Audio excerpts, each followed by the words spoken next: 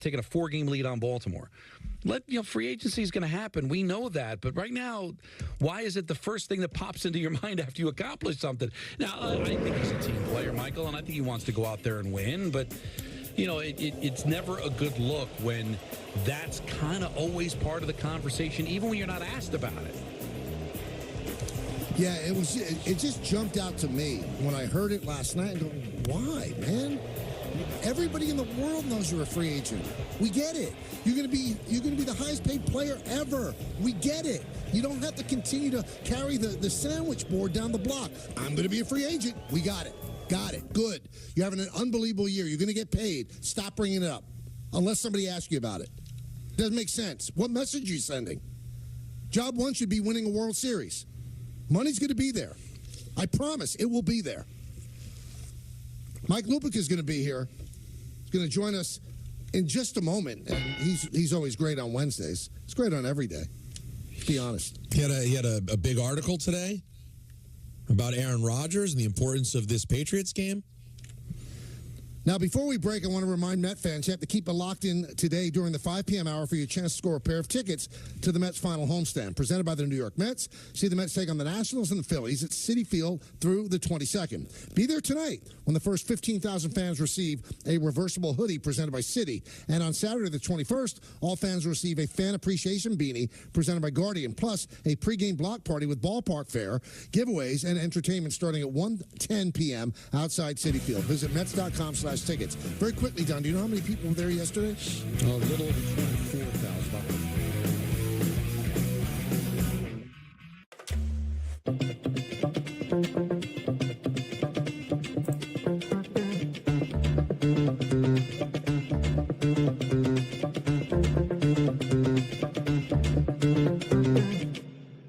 Profit boosts every NFL game day will reward you when you're ready to act. Go Browns! Browns! Browns! So you won't let any hunch go to waste and make every moment more. All customers get a profit boost every NFL game day from FanDuel, America's #1 sportsbook. With Chevy trucks, be ready for adventure. With power you can count on. Capability that doesn't compromise. A hard-working EV with more range than any competitor and the potential to take you anywhere. It's Chevy truck season. Get 0% financing plus make no monthly payments for 90 days on all 2024 Silverado 1500 pickups. See your local Chevy dealer. Nice to meet you. My name is David. I've been a pharmacist for 44 years. When I have customers come in and ask for something for memory, I recommend Prevagen. Number one, because it's safe and effective, does not require a prescription. And I've been taking it quite a while myself, and I know it works. And I love it when the customers come back in and tell me, David, that really worked so good for me. Makes my day. Prevagen, at stores everywhere without a prescription. At Memorial Sloan Kettering Cancer Center, being the Northeast's best cancer center means being the best for you. Pairing the most advanced treatments with the most compassionate treatment. It takes looking at every cancer from every angle. And a care team that looks out for you and everyone you care for. It takes MSK. The best ideas come from solving common problems. My problem? Like a lot of other men, I couldn't find a shirt that looked good untucked. So this became my passion, to design a shirt that captures the perfect balance between length and fit. Easy to say, not that easy to do. But with some innovative design changes, we did it. Our problem, my solution. Untuckit.com. Here comes the heat! Say hello to the Bronx Buds, Yes's first ever animated series for the whole family. And the crowd goes wild!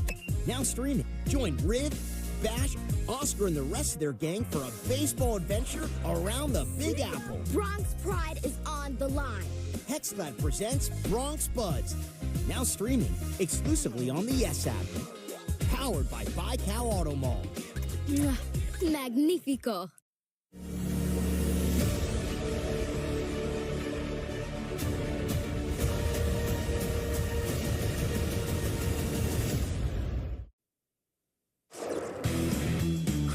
back here for the Michael K. Show. Starting off the road trip with a bang is brought to you by Montefiore Einstein, the official hospital of the New York Yankees. Aaron Judge popped the cork on the scoring in the first inning with this two-run double, scoring Gleyber Torres and Juan Soto to put the Yankees up 2-0 early. In the second, Judge doubled down on the lead, that is. This time a two-run single, leading Alex Verdugo and Torres once again to put the Yankees up 4-0. Juan Soto needed just one more stadium to check off his home run list, and it was Seattle.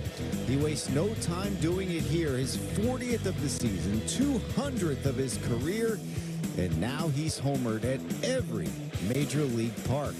In the fifth inning, the Martian takes out the Iridium Q-36 explosive space modulator and deposits that one to center. His first home run of the season. Yanks up 7-1, and they win it 11-2. We showed you all the offense, but Luis Gil was a great first line of defense for the Yankees. He allowed just one run over 5 innings. It's the third straight start he's allowed one run or less, and over his last 10, he's pitching to a 2.65 ERA. He puts his team in a position to clinch a postseason berth with a win tonight. Coverage for tonight's game begins on Prime Video at 9 o'clock with the pregame show, followed by first pitch a little after 9:30 with full postgame coverage back on Yes, and streaming, of course, on the Yes app after the final out. If you can't take a punch, then you have to find another place to work, because this is the big bad city, and people have been after me for an extremely long time, and you just shrug it off. That's right. And like, you keep coming. How's it working out for those people, Mike? How's it working out for those people? Well, Michael, that's an old line, but yeah, no, I'm still here. We're all together on a Wednesday. That's right. And that's we have to appreciate this time together, because there'll be a day when Don and Peter will annoy me, and then I won't do it anymore. No. And you know what? And I kind of gave Mike a little heat off the air for never congratulating me on my twins. Oh, yeah. And now I found out that there was a number change, I guess. And we ended up having a nice little back and forth last week on Twitter. Now, to the common man, this is in passing, but to me, this is like almost dinner with Andre. This is what a reference. You had twins. Well, but here's and that's what he said. So I said a long time ago, I sent pictures of the kids, and his response was, "Wow, wow, wow." Now, to most laymen, that's nothing. This was very significant in my life, and I appreciate the back and forth, Mike. No, here's the thing, and we don't have to belabor this point. Michael and Don, Peter wasn't around at the station then. They know that when I started doing a radio show at that station, I made it quite clear that I wouldn't do it unless Don LaGreca did it with me. Now, that's a fact. And anybody associated with the show at the time did that. So, yeah, of course. All right, so you had a column today about the importance of this game against the Patriots and the whole season for the Jets. They have not really played great in the first two games. They're 1-1. So how important is this game tomorrow?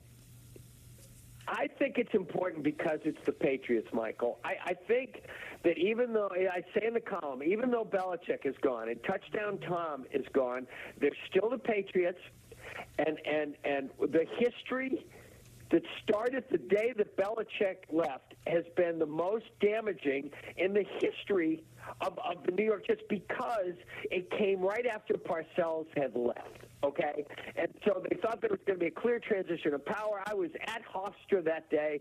It was one of the most amazing scenes I remember. But I was one of the few people at the time that said Bill Belichick, as clumsily as he handled that, had done the right thing for himself, because it was the only way for him to get out of Parcells' shadow. Okay, so now here we are in another season, and the Patriots are supposed to be the worst team in the division, except through 2 games, they haven't looked like the worst team in the division. They look pretty good, and they have a better win so far than the Jets have. And you're right, Michael. The Jets have been just okay. Rodgers has been just okay. I mean, it's kind of a statistical anomaly, but he and Daniel Jones essentially played the exact same game last Sunday. Completions, yards, touchdowns, no picks, except one guy had a kicker and the other guy didn't have a kicker. So I don't know when it is going to be that we are going to see real flashes for more than a series or two of the old Aaron Rodgers as opposed to old Aaron Rodgers. But I can't think of a better time than another home opener for him on Thursday night. But to me, Mike, I know what this offense is, but I was relating it to what I believed this defense was going to be. Can this team survive unless this defense finally turns it around, and will they turn it around? They got, as I said in this column, Donnie, and it's not an original thought, but everybody in town saw the same thing in the opener. They didn't just get pushed back by the 49ers. They got bullied, okay? And there were moments where they looked good on Sunday, except they're playing against a guy whose go-to move is to lateral it to the other team, okay? And so, as I said in this column today, it'll be tomorrow's print edition of the Daily News, Will Levis played in a way on Sunday that made it almost impossible for you to believe that the Jets never drafted him, okay? And well said. And so we've got to see something. And they're not going up against Bill Walsh's old 49ers on Thursday night. But Jacoby Brissett has moved the ball for the Patriots. They easily could be 2-0. And the Jets, I would like them to make a statement on both sides of the ball. I want them to put it on the Patriots on Thursday night because I think that would propel them into the next part of their season. It's interesting, Mike. You made a great point about Levis because you think about it, the Giants were at least up against Jaden Daniels, who played a competent football game. The Jets were up against Levis, who was an absolute joke for a lot of that game. But the Jets have caught a break a little bit here. I mean, unfortunately, you hate to say it, but obviously the loss of Tua, Mike, really makes you think the Dolphins are no longer a factor in that division. But also, do you think Buffalo so far has maybe exceeded expectation early on? I think Buffalo has looked great. I know that people are always quick to go after Josh Allen. I think Josh Allen is great. Josh Allen has had a lot of bad luck in his career. Maybe that comes with being a Buffalo Bill. But I think they have come back with a chip on their shoulders this year. I still think they are the team to beat in the AFC East. But the Jets need it to be them and the Bills, which is why, again, even though it's the third game of the season, and in fairness to the Jets, they're playing their third game in 11 days, which is a hard way to start the season. I don't want them to listen, a win is a win. But I'd rather see him win by a couple of touchdowns on Thursday night. I'd like to see Rodgers light it up a little bit. I'd like to see the defense force some turnovers and look like the defense, guys, that we saw last year from this team in a hopeless situation. They're not in a hopeless situation anymore. But they cannot expect a 40-year-old quarterback to be the only reason that they're fighting for the title in their division. A team that's fighting for the title, and I think it's surprising all of us, is the Mets. You've seen a lot of baseball in your life. Has this run by the Mets since May 30th really taken you by surprise? Yeah, Michael, we've talked about this on other Wednesdays, okay? When they were 22-33, I thought, you know what the narrative was. They were going to be sellers at the trade deadline again. David Stearns was going to start putting his long-range plan into motion. What they have been the best team in baseball for nearly 4 months. I swear to God, the Yankees. We know the Yankees suck up all the oxygen around here. There's always drama with the Yankees, whether they're going good or bad. And right now they're going good. They're playing right now, the last week or so, ball that reminds you how they did get to 45-19, how they did get to 50-22. But what the Mets have done without their ace, the way as resilient as they have been, I think I said this in my Sunday column the other day. This, to me, has been one of the most appealing Mets teams that I can remember, certainly since the World Series team 9 years ago, and including the 101-win Mets of a couple of years ago. There's nothing not to like about this team. There's nothing not to love about the way Lindor has played. and you guys know how much I love Pete Alonso and how much I do not want him to leave town. The way he stepped up and spoke to his teammates from the heart the other day tells you everything about his heart and how much he loves being a Met. I would be sad now if something happens, against the Phillies, against the Braves, against the Brewers, that they don't make it. And we've talked many times on this spot of, there's still time to change the narrative. And now with Lindor out and he has the meeting, goes out and has 5 RBIs, it might be kind of late, but you get the feeling now that there's still that opportunity is still presenting itself for him. I don't want to play them. I don't think anybody in their league, including the Phillies or the Brewers or the Dodgers or any, I don't think anybody would want to play the Mets in a short series. These guys are a tough out, and I know you've heard me say this before. And Michael, you were around him a lot when he was with the Yankees. I can't stress how much Carlos Mendoza has impressed me with his poise, his ability to run his clubhouse, his ability to run a game, his ability to work around the stuff that he's had, the injuries to the bullpen. It's him or Pat Murphy of the Brewers for Manager of the Year. And if the Mets get in, I think it's him. What are your thoughts on the Yankees? Obviously, you said, they won 5 out of 7 at home. Yesterday, they beat up the Mariners, and Soto has a big day. Judge has 4 more RBIs. This team looks like the team that actually can win a World Series. I know. It's Michael. I mean, God, how many times let's hope this is not another head fake from them. Okay, that of course they have the A's after this, right? So this could be the opposite of so many finishes we've seen from this team when they showed you all that early speed and then stumbled at the end. Maybe now they can become the team. I keep citing that record. They were 28 games over 500. 20 games over 500. And maybe they can become that team again. Aaron seems to have got the bullpen straightened out. And people, I know that it's been written about, people have to appreciate how absolutely historic it is what those two guys have done. Mr. number 22 and number 99, okay? Ruth and Gehrig hit 40 or more in a year. Maris and Mantle hit 40 or more in a year. They are walking with giants, these two guys. And I think Soto looked a little tired the last couple of weeks, but he doesn't look tired now. And the question will be, can those two guys carry them offensively through the gauntlet of October? Because we're going to have to find out. Because I don't think, unless Stanton jumps up again, I'm not dismissing the guys at the back end, but they will rise or fall offensively with those two guys. And it's funny.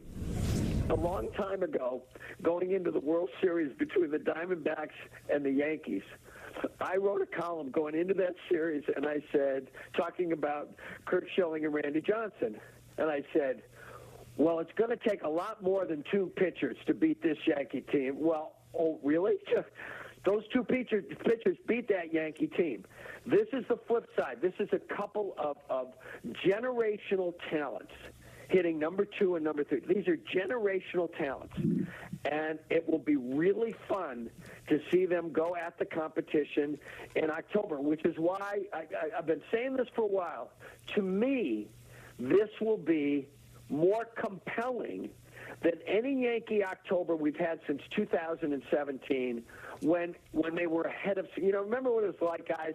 They were ahead of schedule, okay? And all of a sudden, they're 1 win away from the World Series before what happened in Minute Maid Park happened. This, to me, is going to be some great drama with them.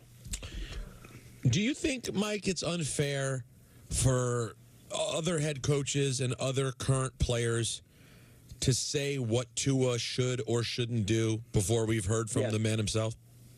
Yes. It's Don, guys, here's the thing. It's his career. It's his life. It's his family. I know everybody weighs in because everybody's supposed to weigh in on everything, okay? And the only way I have weighed in on this was the other day in a column, and I said what I just said to you guys. It is his decision. I remember a long time ago when Sugar Ray Leonard had a detached retina. Yep. And he came back to fight, okay? And it seemed foolhardy to a lot of us, but it wasn't our decision to make. It's like I never tell anybody to retire in sports. Never, never, never, never. Because whether they're 35 or 40 or 45, doesn't matter. They're not going to have the option to keep going when they're 55 or 60 or 65. So if they want to keep playing, it's their right to keep playing as long as somebody wants them to keep playing. And I agree with that to an extent. But if, God forbid, he comes back and plays, and the next concussion's the last one, Mike, what will the media and the general public say? Bad decision by Tua, or how did the league allow him to play? No, it'll be a bad decision by Tua. There's no way the league or the Dolphins can step in. And if, again, he will make the most informed and I hope sensible decision for himself, his family, and not his team, those two entities, okay? And if he does come back and he does get another concussion, then sadly and profoundly, it is on him. But I will respect his decision, whatever it is, and won't second-guess him if he comes back and gets hurt. Mike, great stuff as always. We thank you for popping on with us another Wednesday. Thanks, man. Talk to you next week, guys. All right, that is Mike Lupica. You read him in the news and MLB.com and his books, the whole deal. You can read him everywhere. But that's the way I feel, too. It's his life. I know what Don is saying, but in the past, this is the key, players did not know of the risk. Now they all do. When you play, you're taking that risk. It's an inherent risk when you step on that football field. You're choosing to assume all of the responsibility and all the risk if you go on that field now because you know it's a deadly, deadly sport. And you're choosing to do it, just like boxers choose to box. To me, what I don't like about it the most is regardless of what the choice is, when other people speak on what he should or shouldn't do before he speaks on it, to me, it's prejudgment. It puts him in a really hard spot, and he's already in a really hard spot. Does he need his fellow athletes and other coaches and people who are not in his immediate circle? Does he need them casting aspersions or tainting the way people feel about it before he even gets a chance? But I find it. People are always entitled to give advice, or that's what we do in sports. Is you should do it this way. Maybe you should think about doing it that way. Maybe you should tone it down the way you talk to the media, or maybe you should be more of a team player, or do this or that. But this is his whole existence. I understand that, but why is it any different than think about your family? You know, think about your life ahead of time. Let's take a look at the dangers here. He wants to do it, but is it so wrong, especially former players, to say, well, why don't you also think of this or think of that? Again, if he can listen to it or not listen to it, but I don't think there's anything wrong with a pundit or an expert or a former player or just a talk show host to say, this is what I think he should do. I just think it's all about the way you say it.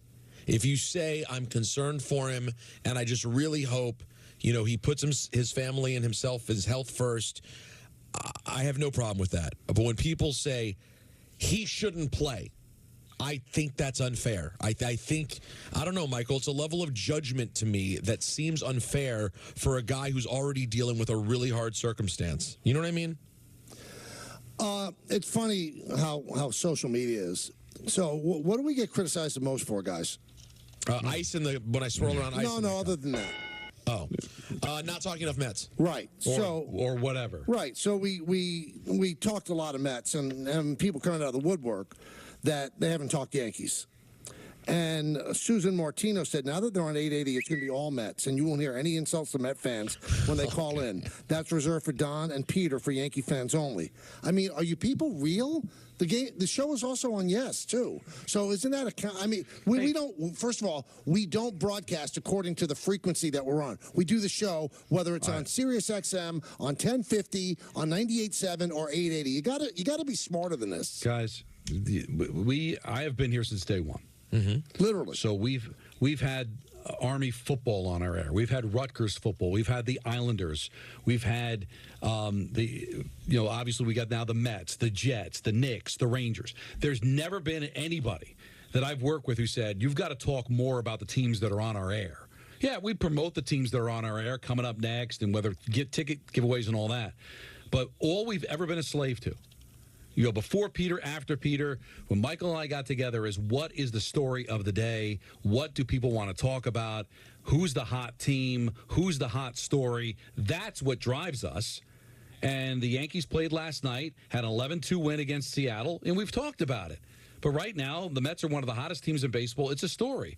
And it would have been a story before 880. It would have been a story no matter who is on our air. I think there's a lot of people that watch on Yes, Michael, who assume this is a Yankee show. And we talk about other things just when there's nothing going on with the Yankees.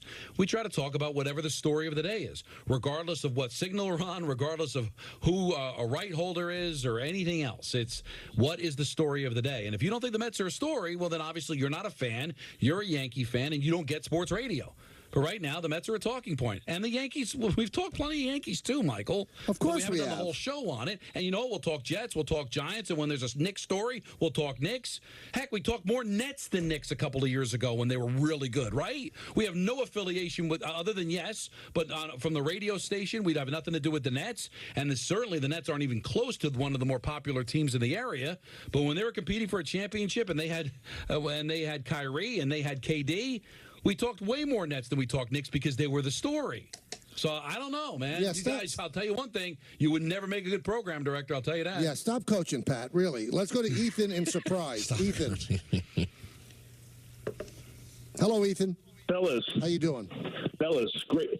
Good. Great to talk to you guys. Huge fan out here. I just had a question, Mr. Mike. I've heard, the guy, Juan Soto, as great as he is, and as accomplished as he is, he's going to sign for the most money, regardless of team. And I just had a question about that. Do you think that let's just throw out the Colorado Rockies? Do you think he would sign with the Rockies if they really made him the best offer? Didn't Chris Bryant do that? Yeah, but Chris Bryant's not in the same. Juan Soto's on a different planet. Okay, Chris Bryant's won an MVP. Chris Bryant's also represented by Scott. So the bottom line is, I think he will. First of all, the Rockies aren't going to offer him the most money. The teams that have the money to offer him the most money are all contending teams in big markets. Now, could there be an outlier? Maybe, but we're looking at the Dodgers. We're looking maybe at the Angels. We're looking at Toronto. We're looking at the Chicago Cubs. We're looking at the Mets and the Yankees. Maybe the Texas Rangers. All of those teams are contenders. So do I believe that he would stay with the Yankees if it's a difference of $1 million a year? Maybe. But if a team offers him $55 million a year and the Yankees offer him $50 million a year, he's going to 55. I'm convinced of that more than ever. He has not tipped his hand at all saying how he loves the Yankees, and I think he does. But when he makes a comment like he did yesterday, after he hits the home run in all 30 ballparks, he said this is a good thing to have going into free agency. Are you kidding me? So what do you think? He's going to take the most money. No, I think if you gave him truth serum, I think he would probably want to stay a New York Yankee. But he is going to make them pay for that.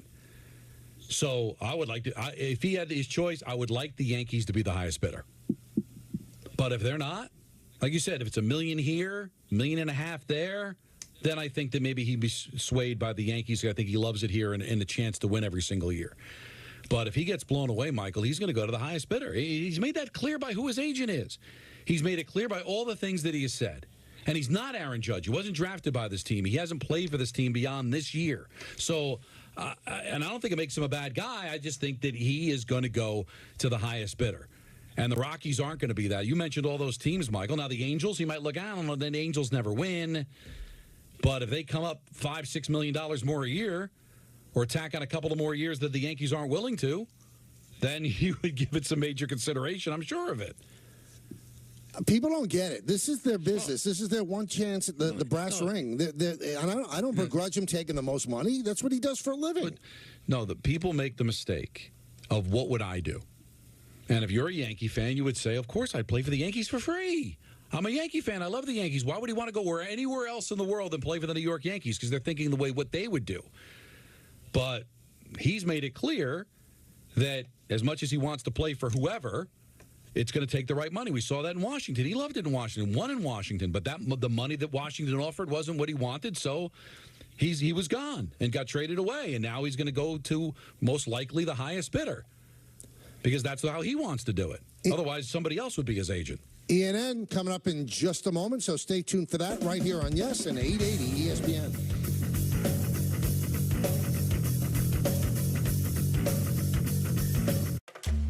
Want to keep your hairline where it is? Through Hims.com, you can explore a range of options that work best for you, so you can grow visibly thicker and fuller hair in just 3 to 6 months. Keep it looking strong for years to come with doctor-trusted ingredients like finasteride, minoxidil, and a blend of supplements that support healthy hair. 3 in 4 Hims customers say they wish they started using hair treatment earlier.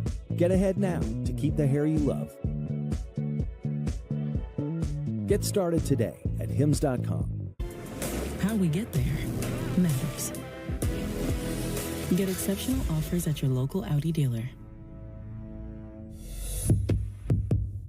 Do you suffer from knee pain? Ever been diagnosed with osteoarthritis or worried about the risks involved with knee surgery? It hurt all the time, like the nerves were rubbing against each other. I was at the point of either replace my knees because I'm tired of this pain. Get the relief you need without surgery. We're Arthritis Knee Pain Centers, the premier leaders in non-surgical knee pain treatments. Instead of surgically replacing your knees, our state-of-the-art procedures replenish the depleted natural cushioning in your joints with an FDA-approved shock-absorbing gel, without surgery and without downtime. After the first injection, I knew it was going to work. We've successfully treated thousands of patients. Medicare and most private insurance cover this procedure. Full motion, no pain, walking, everything just back normal like it used to be.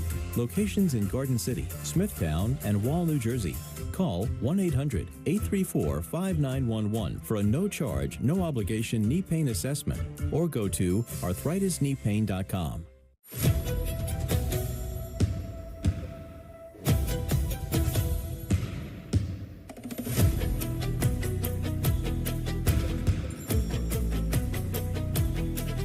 We got nets.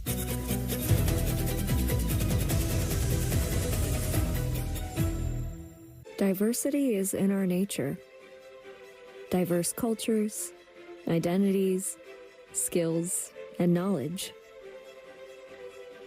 Diversity is in nature, too. Biodiversity. Plants, animals, and ecosystems. It connects us and sustains us. But nature's biodiversity is at risk now more than ever before. And our own future is at stake.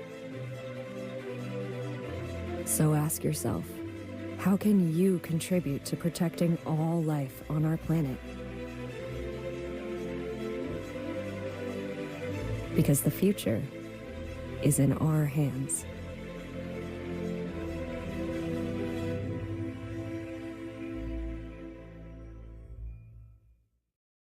Thursday Night Football on Prime. It's on. Welcome to Thursday Night Football. This week, the New England Patriots take on the New York Jets as Thursday Night Football is on. Making the catch for the touchdown. It's Aaron Rodgers. What a catch. Up against a new era in New England. Let's go, you guys. Stream Thursday Night Football, only on Prime. Cancer is one journey no one should take on alone. Your support helps us bring together the best doctors and scientists, accelerating research that's leading to more effective treatments. Join us, and let's go further together. If there's one thing we like, it's choices. And your Ford dealer is the place to start. With a full lineup of vehicles and available powertrains.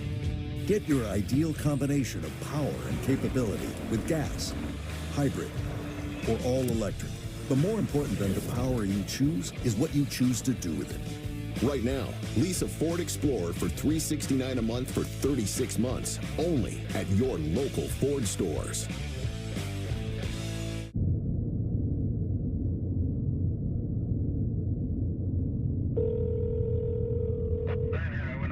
Self-inflicted gunshot, 14-year-old male.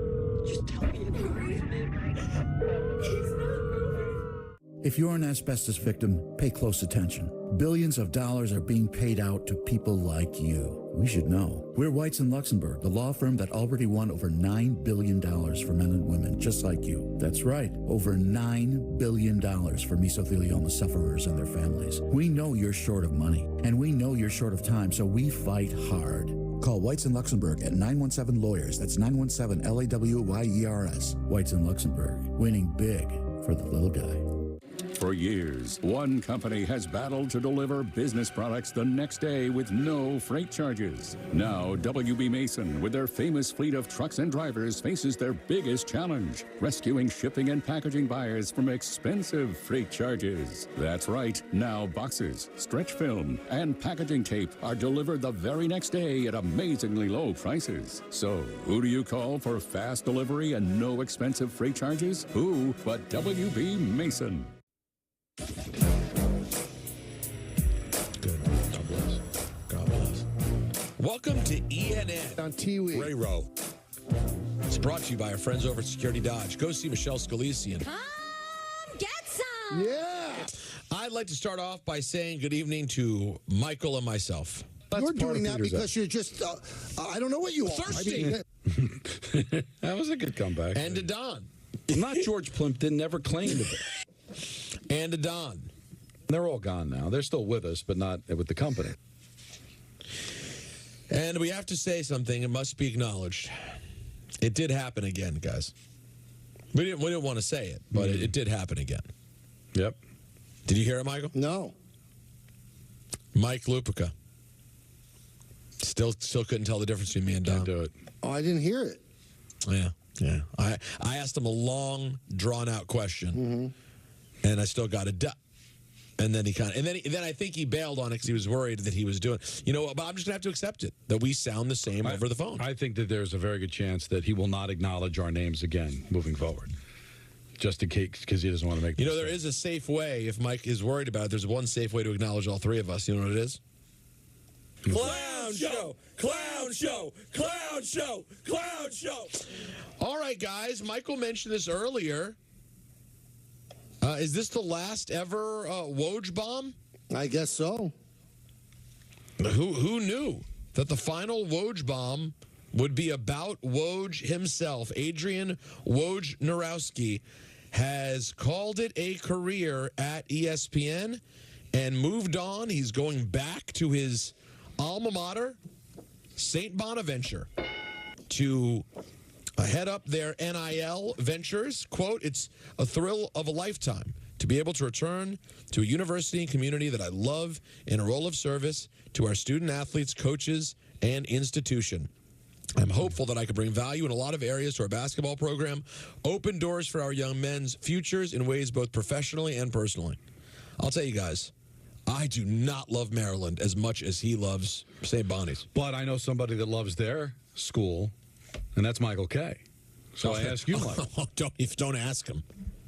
Would there ever be a stage in your life where you would give all this up to help out Fordham? No. I've never respected Michael Moore for keeping it honest. What does Michael Moore have to do with it? No, I've respected Michael Moore.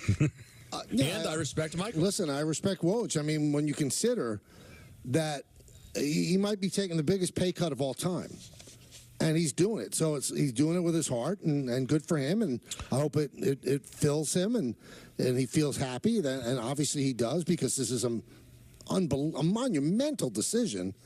But he loves the school, and he loves what the school stands for. So do I, but I'm not going to give up my ability to earn a living. Now, he's made a lot of money in his career, probably has a lot of money, socked away. And so he said, all right, enough is enough. I want to slow down the pace.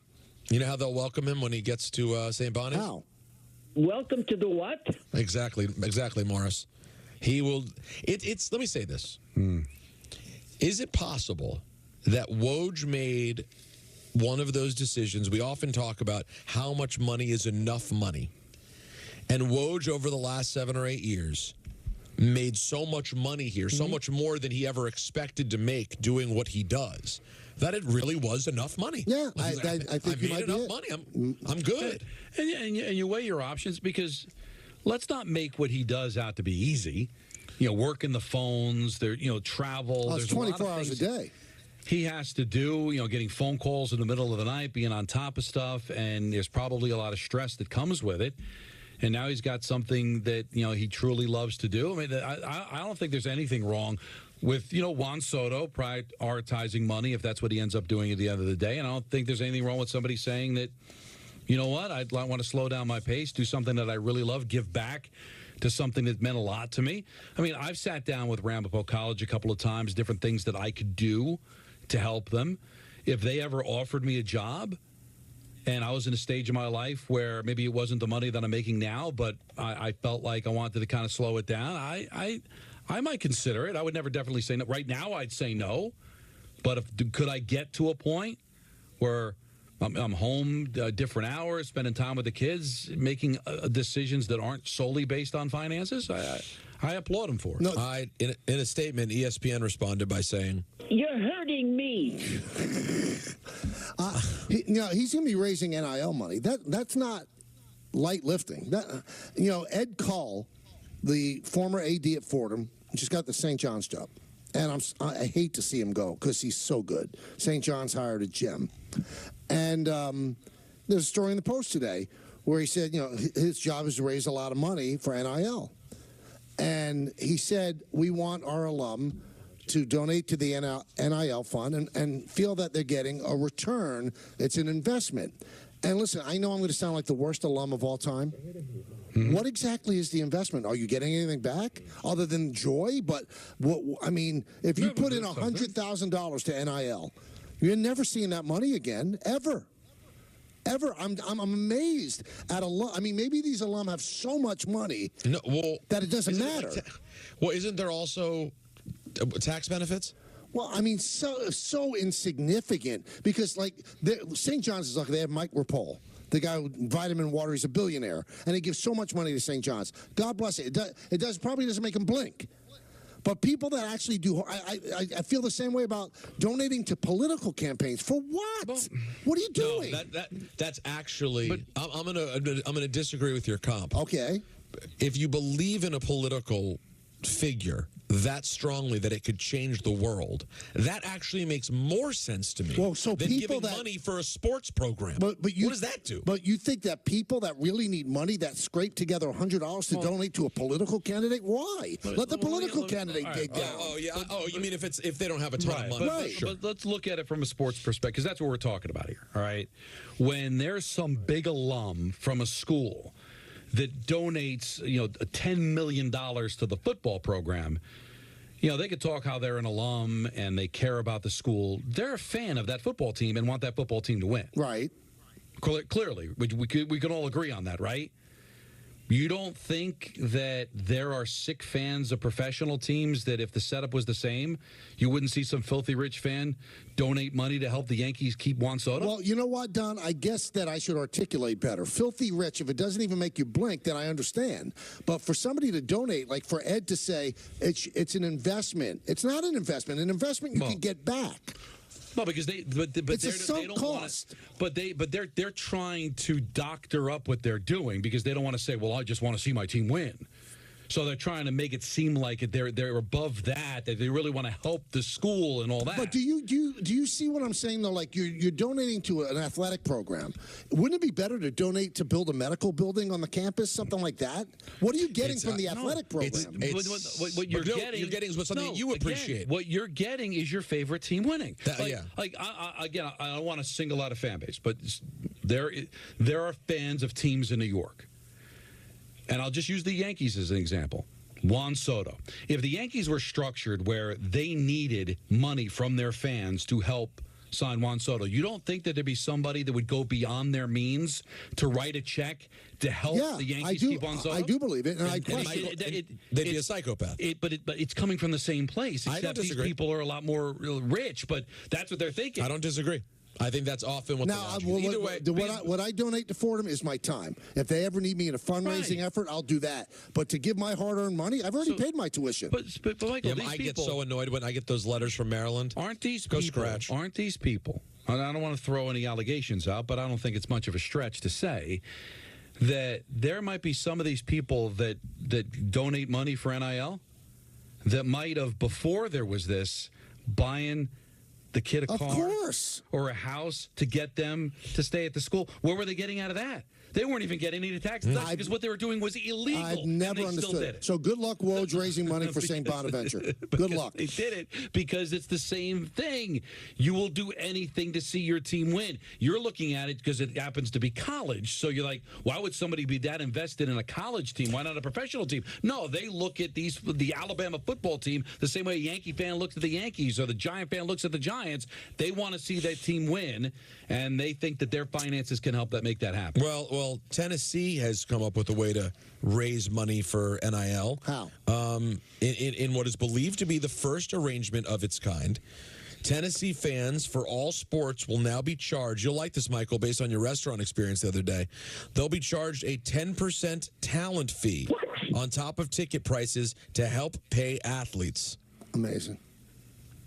You're unbelievable. What you thought? What you thought the schools that have these endless endowments, you thought they would spend the money? No. We will always spend the money. What the F? It's always how it is, no matter what the thing. These schools have endowments. They don't even know what to do with the money that they have. Oh, you know what they do?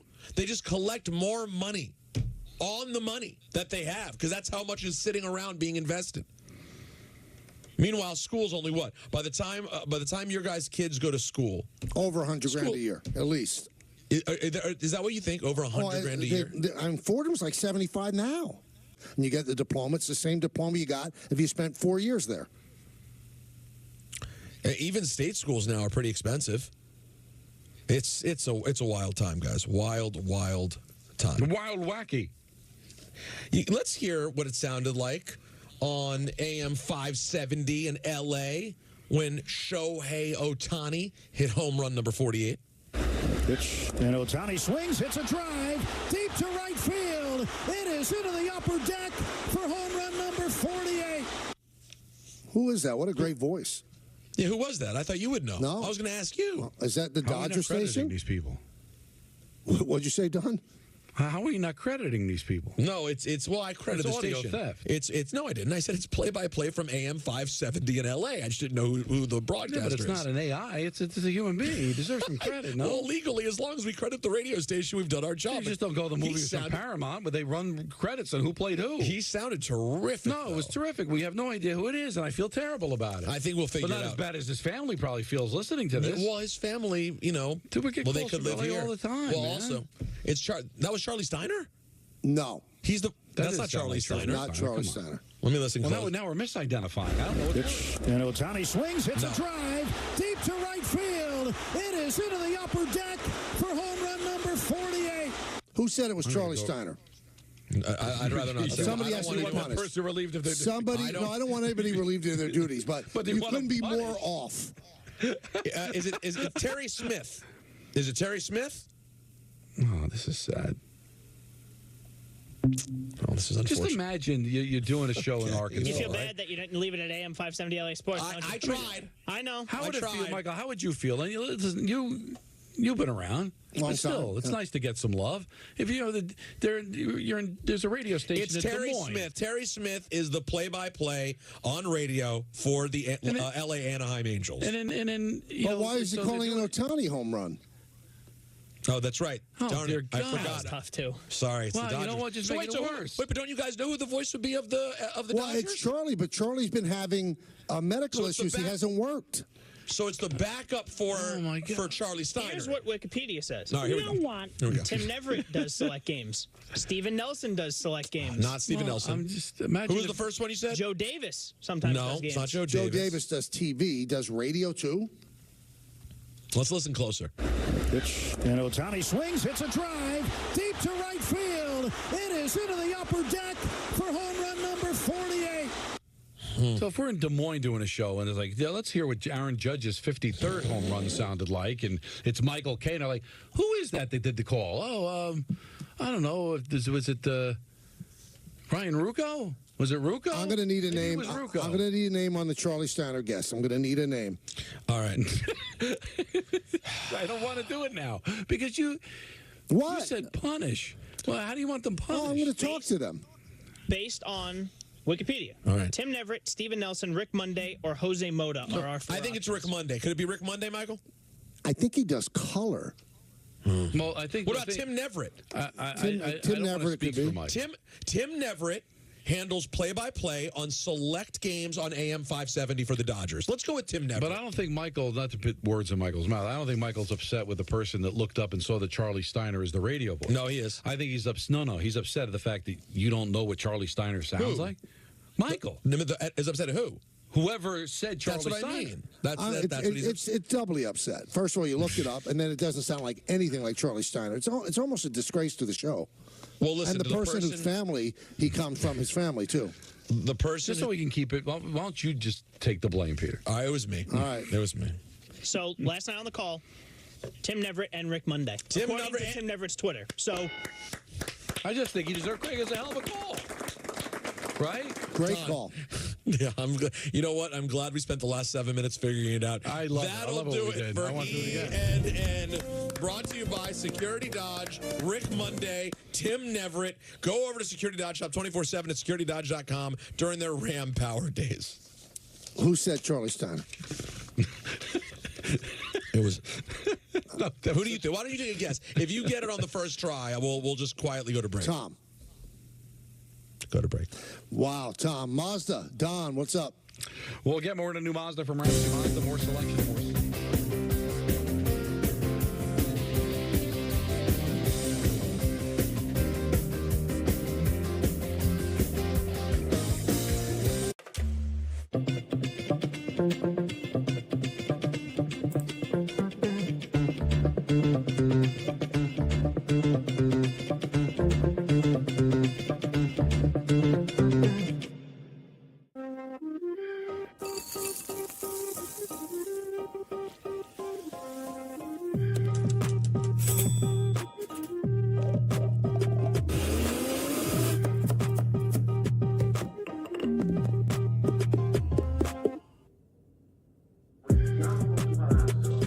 With Instacart, everything you love from ShopRite is in your phone.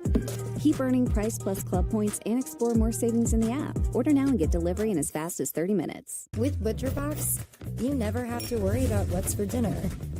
We deliver grass-fed beef, organic free-range chicken, humanely raised pork, wild-caught seafood, and so much more. Get high-quality meat sourced from trusted partners with free shipping always, so you can always be prepared and enjoy the important things. Sign up for ButcherBox today. Let's explore your future with Udemy.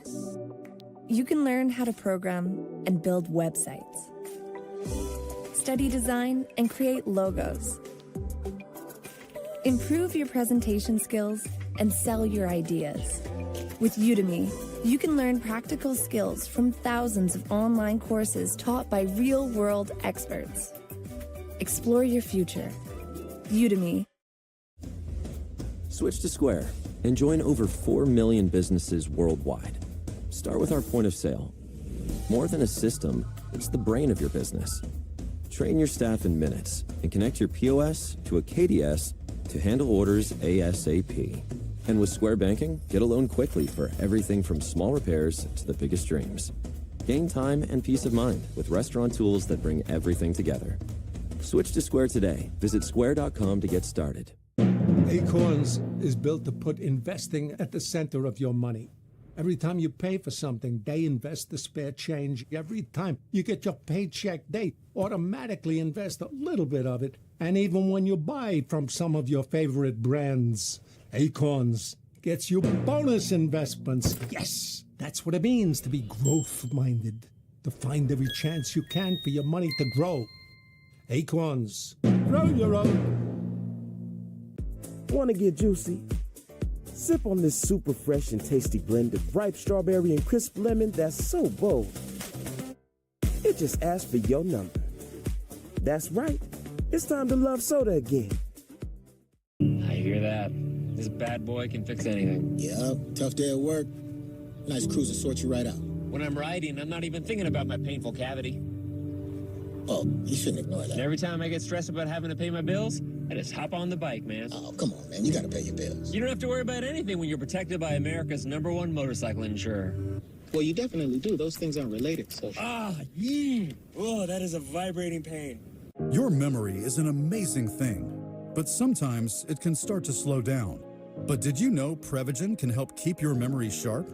The secret is the powerful ingredient apoaquarin, originally discovered in jellyfish and found only in Prevagen. In a clinical study, Prevagen was shown to improve memory in subgroups of individuals who are cognitively normal or mildly impaired. Stay sharp and improve your memory with Prevagen. Prevagen, in stores everywhere without a prescription. I'm Naheem Hines.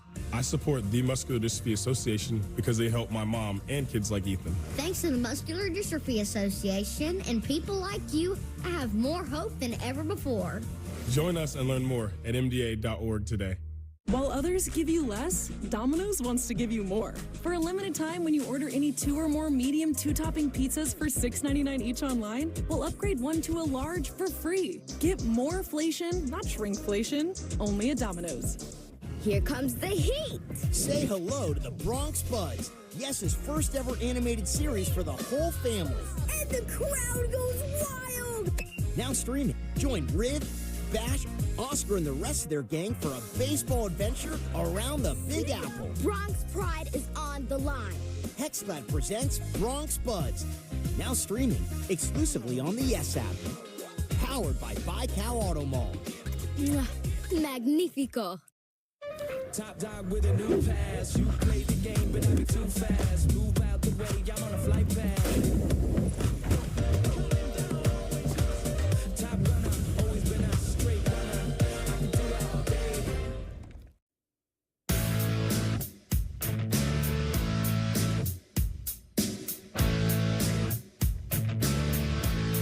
To the show, everybody. Been an energetic show. This guy has a really good question, and I think that this is a great discussion to have. So we'll go to John in Tom's River. John.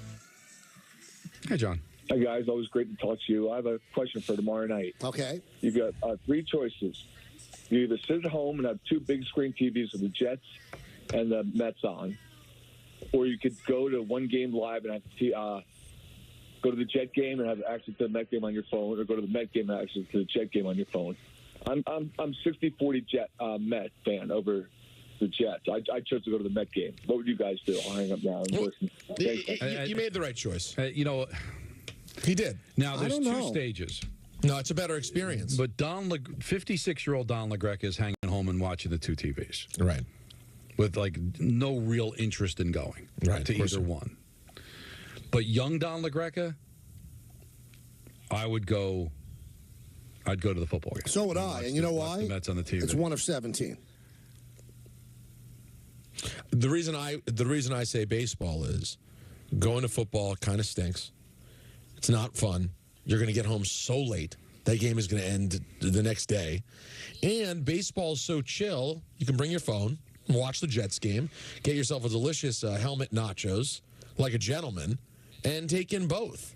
At the football game, you're not going to be able to take in the baseball game. But at the baseball game, you could definitely take in. Oh, but I disagree. In a football game, there's so much dead time between snaps. You could take in innings. I know, but it's like it's more active.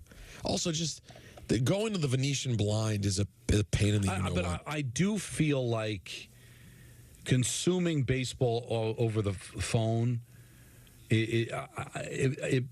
it's easier than football. Because you mostly can hear it. You can just listen to it. I mean, yeah, you can listen to it. You're not breaking it down. Like football, I find football's kind of complicated in a lot of ways. You want to be able to watch, see the replay.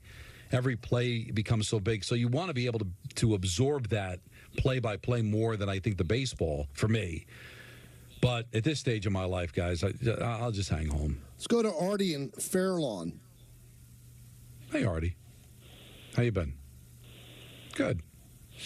Nice to talk to you. All right, we'll talk soon. Jose in Queens. Hello. Hello. What's up, Jose? How you doing, guys? Great. So, Michael, if we don't know that if Soto's going to be here next year, should I buy a jersey? Why don't you wait till he signs? So don't buy it yet. Well, you know what? If you buy a jersey just a number 22, Jose, why not? Somebody's going to be 22 if Soto leaves. Yeah, and 22 is a really nice. But if you're going to buy one of those, Fugazi ones with Soto on the back, I'd wait till November. Then you're embarrassing yourself anyway. So what does it matter if he's not on the team anymore? Because if you're putting the name on the back, and where was? Oh, last night, Michael. Oh my God. What happened? Oh dear Heavenly Father. What happened? A 7 Mantle away jersey. Oh boy. A number 7 away Yankee jersey with Mantle.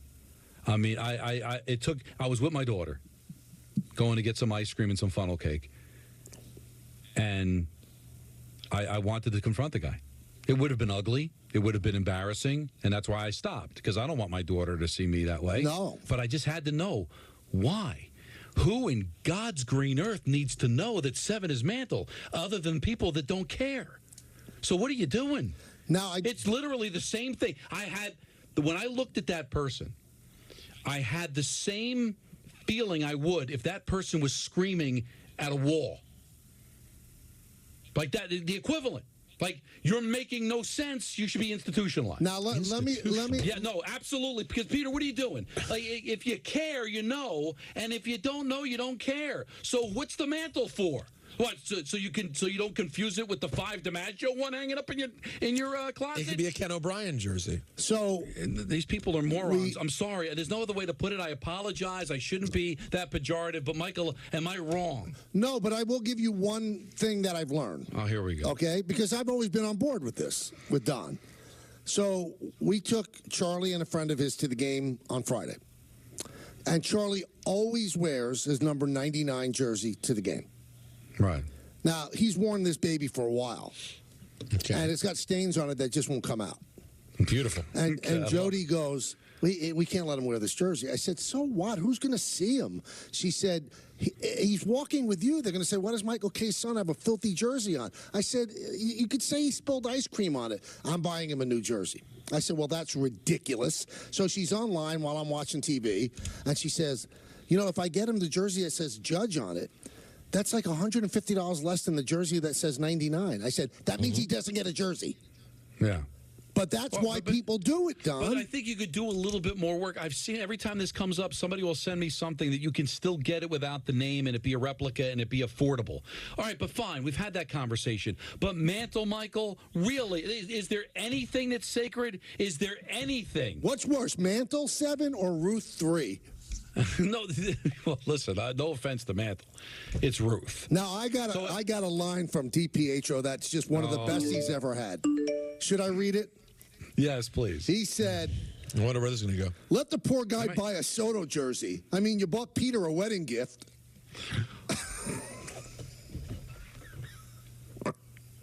You really think it's that funny? It is funny. It's about how obscene it is. I stopped laughing because I didn't want to offend you. It's you that bothers. It's you that offends me. Not Rick. I tried to stop it. Rick doesn't know.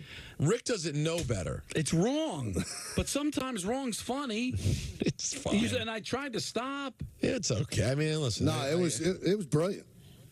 It's a fine joke. I'm fine with it. It's not right though, Rick. I mean. Well, it doesn't matter. He can't curse my marriage. Don't worry about it. No, but I thought this was all in fun. It's not. The line was crossed. Now, sometimes crossing the line's funny. There's hateful and hurtful people in our midst. He's got to own the fact that he doesn't care for you. Well, and he has to understand that's why he got the secondary invite. You know what I mean? It makes sense now, doesn't it? It does. Wow. All right, Dan. Was Michael wrong for reading? Dan, of course he is, but he loves it. But listen, Don, you've taught me. It's all about entertainment, no matter who you hurt. That's what you've told me. I don't remember Don ever saying Don's told me. Yeah. I said anything for good radio. Well, that's what I've heard, even if someone's hurt. That's what part I didn't hear. That you didn't say, but I heard. That's interesting. Dan Orlovsky's coming on in just a moment, so stay tuned for that.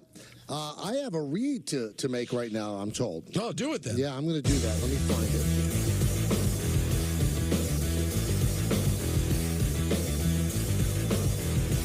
Away makes luggage and bags that make packing, compressing, cinching, zipping, sliding, and going easier than ever. Away With ButcherBox, you never have to worry about what's for dinner. We deliver grass-fed beef, organic, free-range chicken, humanely raised pork, wild-caught seafood, and so much more. Get high-quality meat sourced from trusted partners with free shipping always. So you can always be prepared and enjoy the important things. Sign up for ButcherBox today. I chose Upstart because I was on financial aid for school. It did run out. Once I found Upstart, I was kind of relieved. They're interested in my background. They were looking at more than just my credit score. I was able to get my money fast. I was able to consolidate all of those credit cards into one payment and raise my credit score so that I was able to make that move right after college. I love my fruit to the root. I love my fruit, they a wonderful treat. I love my fruit, they so juicy and sweet. I love my fruit, every flavor and taste. I love my fruit, every color and shape. I love my fruit to the root. Fruits in my smoothies, mango so groovy. Melons and limes, sometimes I get choosy. Bananas for breakfast, blueberries for brunch, pineapples for dinner, fruit salad for lunch. Even though oranges don't rhyme, they don't. I'm still gonna eat them, they mine. I love my fruit, every flavor and taste. I love my fruit, every color and shape. We just signed the lease on our third shop. I guess we're a chain now, right? We worked so hard to get here. My assistant went to customink.com to get our new uniforms and merch with all the location names. Our custom gear helps him get our brand out into the community. He takes care of all of our custom ink orders. He was able to find great products, upload the new art, and have boxes sent directly to each of the shops. Custom Ink makes it so easy. Get started today at customink.com. I'm a single dad. I want to cook a fresh, home-cooked meal, and the best way to do it and the most efficient way to do it is chef. So you don't have to worry about buying extra ingredients that you're not going to use. It's just awesome that you can get restaurant-quality food at home, and they were also easy to make. They weren't really that hard. I almost felt like I was kind of cheating because, you know, you're getting all the stuff in a box, and it's all ready for you. You don't have to go shopping.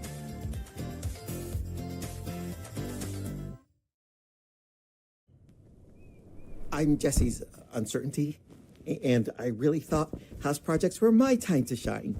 One little, are you sure? He gets stuck before he even got started. But Jesse's changed. Because of Thumbtack. With their guides, he knows exactly what to do and who to hire, and his house is looking great. Where does that leave me? Uncertainty doesn't live here. You do. Take care of your home with Thumbtack. Download the app today. Beautiful ladies, loving it. Beautiful family, jealous. Bride is the best day of your life. There's that smile. That's a keeper. Let's get the lucky men in here, huh? Oh.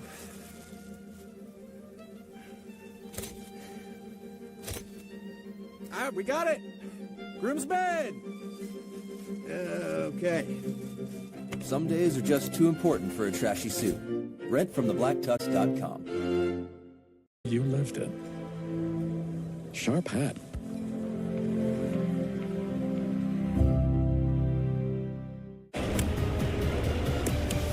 You want to win the division. This is the battle of the American League East.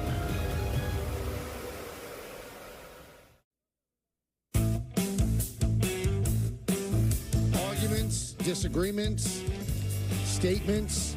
People flat out yelled at on this show. Like who got yelled at?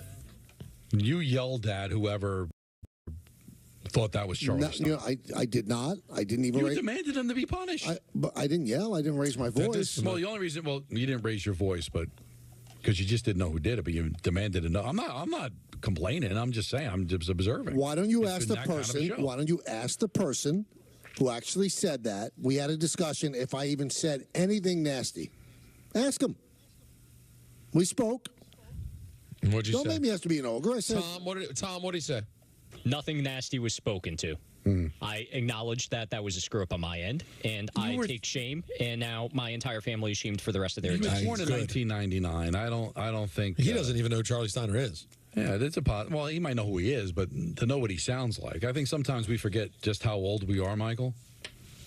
I mean, I was deep in this business in 1999 when Tom was born. Deep. Later on in this hour, we're going to give away Met tickets. Yankees with a big win yesterday, and it was significant. I mean, they really beat up on Brian Wu, who's an outstanding pitcher, one of the best pitchers in baseball, with an under 2 ERA in all of his starts at home, and the Yankees just took it to him. That was a nice win, and Louis Heel, another victory, 14 wins. And just allowed 1 run in 5 innings. And Marcus Stroman got a save with 3 innings of work. Now, I don't know what Virgin looked this up, but apparently, that is a Major League record was set last night, Peter. For? When Wu faced Heel. The least amount of letters combined for 2 starting pitchers. Wow. That's big. I guess it put Hershiser Boddicker to shame. That's right. Now, you're familiar with the work of Ric Flair, right, Peter? Yes, I believe. So, in Peter's way. In a start, a couple of starts ago, Brian Wu on his spikes wore Ric Flair on one side and Wu on the other. Yeah, I love it. That makes sense. Woo! I love them in the Atlantic area. I love what he's done there. You like that, right? How do you know? Oh, yeah. How do you know it? How do you not love Rick? How do you listen? I'm not a wrestling fan. And I love Ric Flair. Who do you like better, Ric Flair or Rick DiPietro? Well, I've met Rick DiPietro. I enjoy Rick's company. Mm-hmm. But Ric Flair is better to your brother than Rick DiPietro is to you. Yes. So you got to go Flair. Well, Rick DiPietro is never bad to Don. He's bad to you. But he doesn't do anything for Don. But every what do you time want him to Ric do Flair for Don? Every time Ric Flair hangs up the phone with my brother, he closes it out with "I love you." Think about that. Rick's never said that to me. He's never said that. He said it to me. I don't expect him to. Well, and with all due respect, Rick was a fine hockey player. Ric Flair's a legend. Wow. A legend. Are you going to compare something in a sport that's not scripted to one that is? Yes, I'm going to say Ric Flair is an iconic American, and Rick DiPietro is a really athletic, handsome, talented guy. And even though it was scripted, the only way you can make it work is Rick's personality. I'm not even entertaining that part. The idea, with all due respect, that you think Rick DiPietro for 1 second would say he's even unable to stand near Ric Flair, I'd say he would never think that. I mean, there are a lot of hockey fans that love Rick DiPietro. Cassie loves Rick DiPietro. He's the man. He was the #1 draft pick. He's an Olympian. He's the man. He's not Ric Flair. Come on, you're being unfair to Rick DiPietro to compare him to Ric Flair. Even Rick's like, Michael, what are you talking about? Yeah, I think Rick would call you and go, Michael, stand down. No, I haven't gotten that text yet. I know he's listening. Well, he's trying to come up with some sort of punny fat joke for me. Otherwise, he would have already sent it. Really? You know, Thomas Rhett is coming to PNC Bank Art Center on July 10th and Northwell at Jones Beach Theater on July 12th with special guests Tucker Wetmore and Dasha. Now, I'm not mispronouncing that. It's D-A-S-H-A. ESPN New York has your chance to score tickets on the ESPN New York app. Just scroll down the contest, submit your entry. Brought to you by Live Nation. Tickets go on sale this Friday at 10 a.m. at livenation.com. Did you see? One of my least favorite things that's happened in sports is win probability. It's so dumb. It's so mind-numbingly stupid. Hey, guess what? Late in the game, when one team's losing by a lot, the likelihood is that they're going to lose the game. Right, like last week, the Mets' chance of making the playoffs was 17%. Okay. And today it's 71%. Really? So, I mean, what are we doing? What are we doing? Are we living in a simulation? Well, listen, gambling obviously has a lot to do with this. Because I never really paid attention or even knew about this stuff before all of a sudden gambling became legal. But this is why sports doesn't do things like that. That's why we follow it, because it's not scripted. It doesn't always go by the percentages. And I even thought, too, when the Mets I think the Mets were tied with the Braves. They still had, like, less than a 50% chance to make the playoffs. And I'm like, why? They have games left with the Braves. Why? Because those games are in Atlanta? Like, can we see how this plays out first? And they obviously got it wrong because it took less than a week for it to go from 49% to the upper 70s. You know, and guess what? If they lose tonight and the Braves win, then the percentage is going to change. Duh. But can we just... I think sometimes it could be fun that a team that had less than a 1% chance to win ends up winning the game. But the daily percentages of making it with this many games left to play, you're kind of taking the fun out of sports. But why does it bother me so much? It's so stupid. Your team is leading 4-1 in the ninth. They have a 98% win percent. Shut up. Let the game play out. Well, because we can't stop with these numbers, with the analytics. It's all, you know what it impresses me upon me, Michael, is that it almost feels like to some of these people that look all these stats up and do all this math, is the game not entertaining to you? Like, do you have to find ways to get through it? That's what it looks like to me. Like, why can't you just sit back and enjoy the game?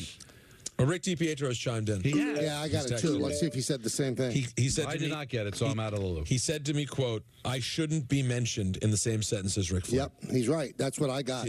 This is what I love about the man. He says a lot of things. He can be cruel. He can be nasty. He can be foolish. But at the end of the day, he's a man with respect. He also sent me an extra one that it's so mean to you that I wouldn't even read it.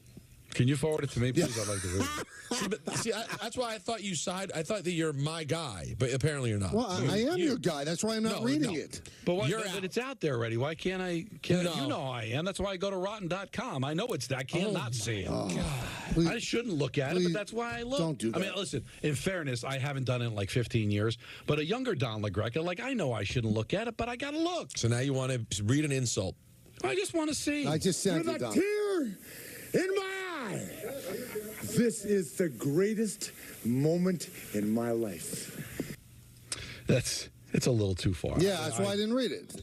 I mean, it's mean-spirited. No, it's mean-spirited. I think this is one of the things that would either A, hurt you tremendously, or B, if you read it, you'd lash out at Rick, and it would be a bridge too far. You would say something that you would regret. Well, it would affect the relationship in a negative way. Yeah. It might affect the whole station. Yeah, because we don't know. It's that bad? We don't know where all the chips are going to fall. So bad. Well, but that doesn't make me comfortable that he even sent it. Well, he just sent it to a buddy. But you both said on the air that it happened. What do you mean? We didn't say what it was. I know, but these things don't happen in a vacuum. I know that it happened.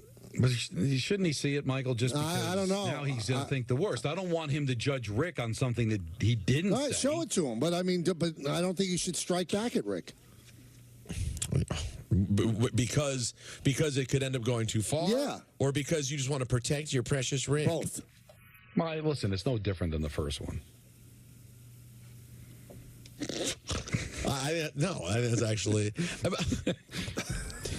Listen, he's the Don Rickles of the station, right? Listen, there wouldn't be Don Rickles if he worried about offending people. Listen, I am not offended by his divorce jokes. I don't. It worked out great. If I didn't get divorced, I wouldn't be in the situation I'm in right now. It's true. So I'm thrilled with everything that's going on. My response to everyone is, I'm looking at the stats. Someone laughing at these jokes is going to end up, and Rick better pray. Well, he better pray it's not him, because the amount of money he would lose. I lost a lot of money. You know what? Rick. I mean, they might have to rename the Islanders, and I don't even know how, but that's what would happen. And also, they moved back to Nassau Coliseum. Let me ask you this. If things didn't end up, if you were still single, do you think he would be joking like this? Do you think he's joking because he knows how well it ended up? I think he would have done it no matter what, because he's a terrible guy. I think, you know what the interesting thing to research would be? When did he send the first offensive divorce text? Like, did it happen when I was still in bad shape, or was I already back in the saddle? That's the question. Like when you were the vape ape, is what you're saying. No, he definitely didn't do it during the vape ape days, I would hope. All right, we have our guest on the line. We'll get back to this. We have plenty of time to really pick apart the two of your relationship. It's time for Dan Orlovsky. He joins us every Wednesday at this time. Dan, it's Michael, Don, and Peter. How you doing today? I'm doing fantastic. How are you guys doing? We're doing great. Better than Bryce Young. Is Bryce Young a victim of just an awful situation, or is he not that great? He's definitely a victim of an awful situation, and that's why, I was trying to be very disciplined in my viewpoint or vantage on what was going on with Bryce Young this season, and understanding that while the offensive line was better than it was last year, still not good, and while the pieces Xavier Legette and Deontay Johnson were better than last year, still not elite or number one wide receivers. But the whole situation's been a complete disaster. Multiple coaches, multiple offenses. That being said, I was disappointed that there wasn't some form of marginal improvement. And so, yes, the situation, absolutely awful. But to not see at least a moment or a trait or an element of improvement or something to give you hope or bear justification to continue to play on, he's definitely taken a step back from certainly the player he was in college and last year. I mean, that's the shocking thing. I know this dude was unbelievable in the SEC. That's a shock in every element of his game. Every element of his game. I've disagreed with some people on their take on what he was in college. But him not improving certainly was unalarming when it comes to, watching his play. We were talking about his trade value. If they decide to part ways with him, if you're like, let's say, the Giants, and maybe you scouted him or rated him high coming out of college, what would be worth trying to trade for? Like, what would you give up to bring him in to see if you could fix him? Yeah, I mean, I would say probably a 5th or 6th round pick would be my guess. And that might be I'm trying to think, like, Mac Jones went to the Jags, and I know that's not that relevant, and he was the first pick and the 15th pick or whatnot. Mac had a little bit, obviously a bigger body of work and more success. He went to the Jags for a 6th round pick. So I think if you like them coming out of college, now here's the thing. You have to run a certain style. There's quarterbacks that can kind of be, scheme independent. He is scheme dependent. You have to have him in a play-action-based offense that is going to create throwing lanes for him to throw to or throw in and out of. So if you have that as your scheme and you like them, I probably 5th or 6th round pick. That would be my guess. How dysfunctional, though, is that organization, Dan? If you think about it, they trade Caleb Williams, essentially, and so much more to get Bryce Young, and they give up on him 1 year and 2 games in? It doesn't make sense. You can't run a team like that. That's how the NFL goes in waves, though. That's why the teams like the Baltimore Ravens and the Pittsburgh Steelers and San Francisco 49ers, that's why they're good long periods of time and they don't have the flash in the pan seasons because they're well operated from the top down. Now that doesn't mean they're perfect and they don't have a miss here or there, but they're well operated when it comes to how they go about building their football team and executing their daily culture. And the fact that they draft him and they surround him with what they surrounded him with last year, and then midway through the season they fire everybody, and then this offseason they bring in a new general manager and a new head coach, and they, Mel Kiper has said it perfectly. Don't play him a ton of the preseason, and now it's through 2 weeks you're expecting him to be all of a sudden this completely different player. But I think it's absolutely ridiculous what they did and then expected out of Bryce Young. All right, 2 games in for Rodgers. Is he where you expected him to be?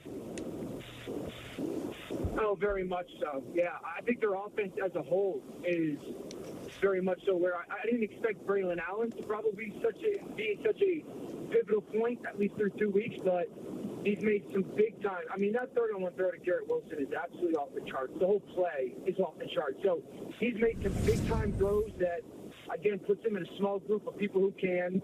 I always believed this offensive line would be a top 10 offensive line if they stayed healthy. They have.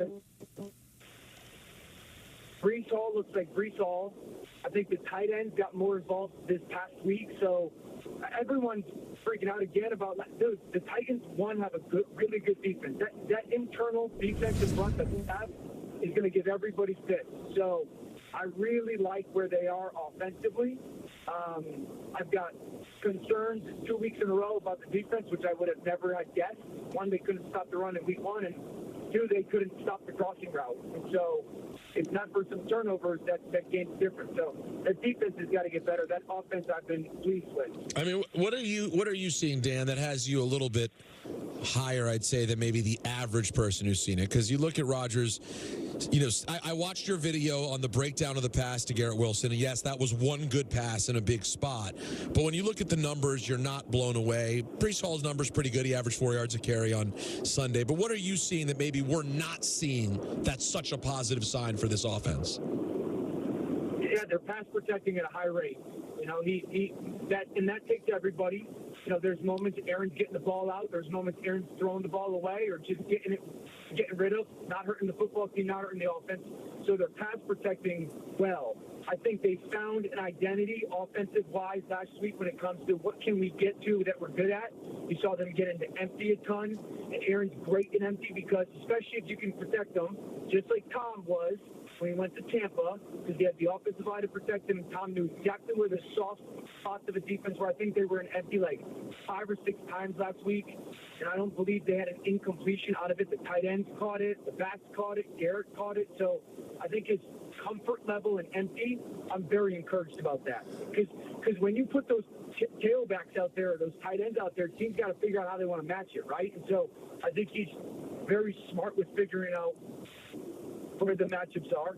They got really good zone run game blocking, and the Braylon Allen touchdown zone run, like his ability to kind of make sure that they're running to the soft spot of a defensive line, I really liked that as well. So, I mean, those are things, in my opinion, that are going to be really foundational elements for this offense.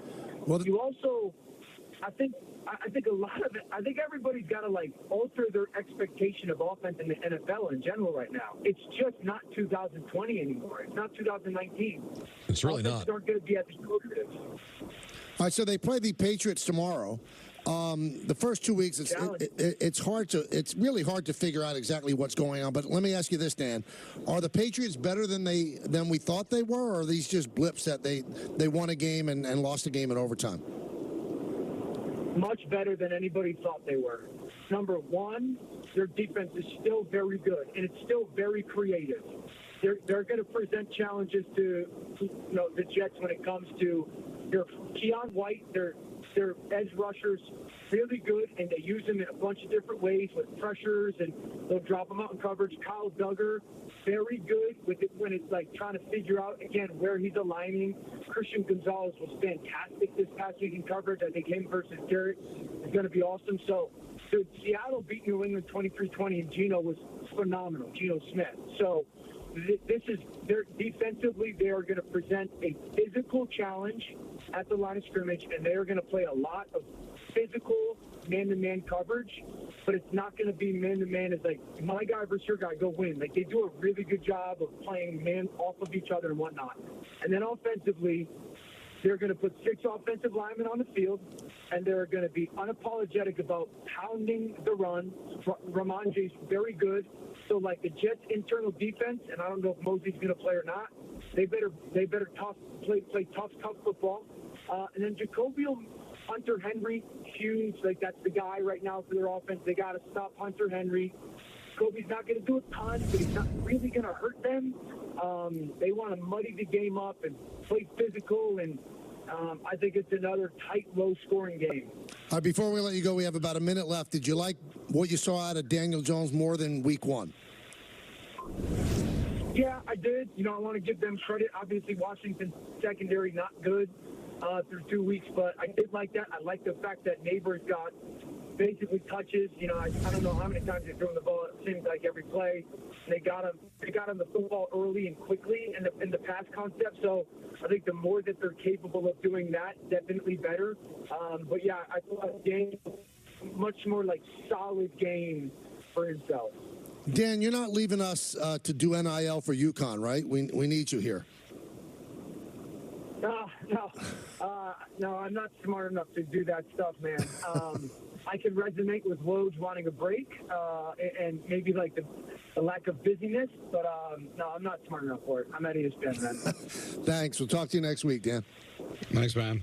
Okay. All right, so that's Dan Orlovsky. Likes what he sees out of Rodgers, liked what he saw out of Jones, but said secondary for Washington not that great. I wonder if anybody tomorrow is going to pick the Jets or the Patriots. 3 points, that's Don's rule. You had that 3 points on Thursday. Well, that's how I play. You can do what you want. I do. And I will mock you. Yeah. but that's my rule. Was it 6.5? It's 6. Pretty big number. 6 is a big number, but man, if this team is what we think they are, isn't tomorrow one they actually win by 10 points? Then make the pick. Make the pick on a Wednesday. Break all kind of protocol. I've been so bad. I'm going to take my time this week, and I won't say anything until right before kickoff if it happens. So you're saying 6 is a big number, right? That's what you said? Don's saying 6 is a big number. I'm saying 6 is... Before the season, we would have thought they're beating the Patriots by 10 points at home. So, Don, I don't know if you realize, but Peter is 0-6 so far in the first 2 weeks. No. 6 is a big number, man. Yeah. Peter, why don't you tell us about betting?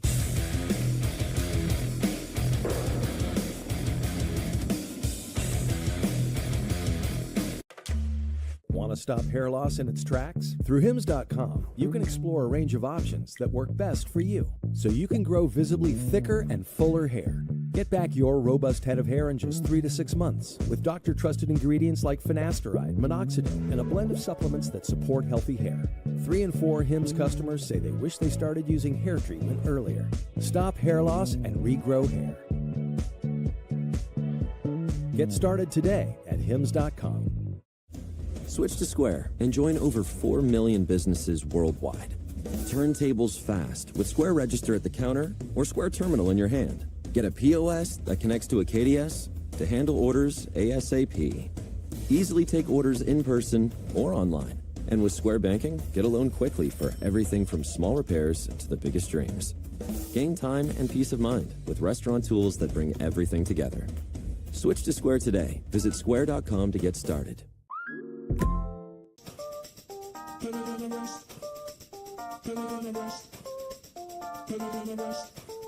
Never read a line of poetry, I'm not a poet, but I sit up in the back of my buttons cause I'm fresh. Never read a book on how to rip it, I just know it, I don't need your explanation cause I'm better than the rest. Better than the rest.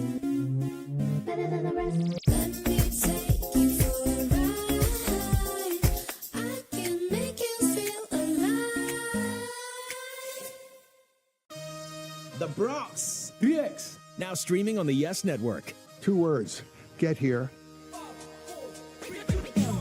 Go on an epic journey through the Bronx. The Bronx is a really great place. It's a dynamic, vibrant borough with lots going on. We're the only borough where you can say the, like, we're that. The Bronx is a community rich in tradition, culture, and love. It's absolutely breathtaking. Stream a new season of Bronx Beat, now on the Yes app. The finest premium arena club in the world comes alive in Brooklyn. Welcome to Crown Club, the Brooklyn Nets' most exclusive club in Barclays Center. Featuring a menu curated by a major food group with Carbone classics and a world-class wine list. To learn more about premium memberships at Barclays Center, visit brooklynnets.com/crown-club.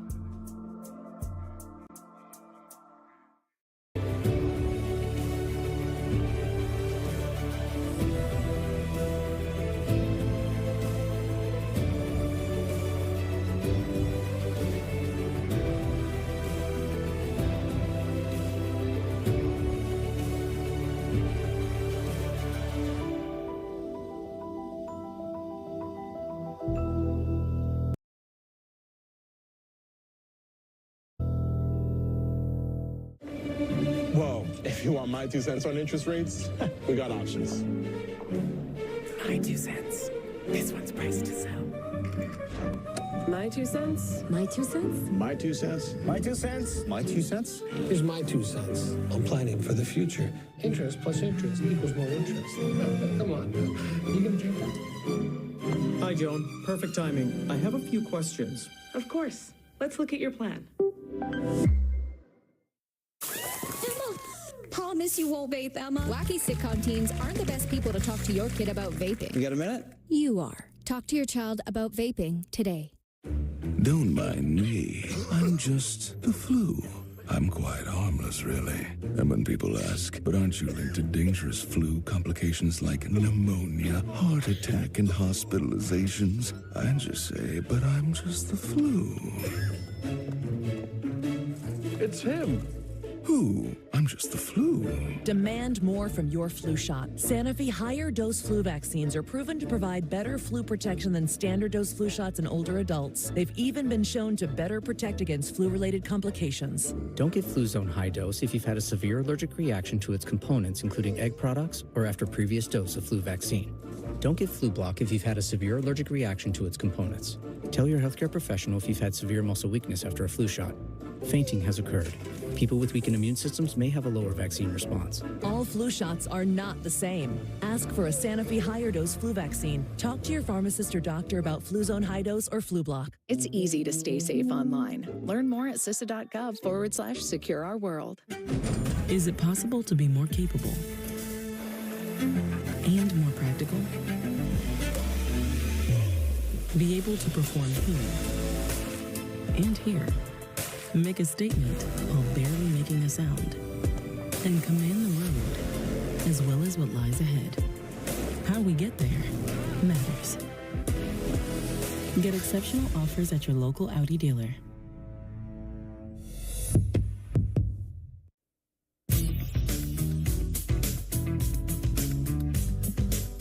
Don't know how many of you stayed up late to see the Yankees-Mariners game, but sometimes you watch sports and you see things and it just doesn't make sense because it's not rational thought being applied.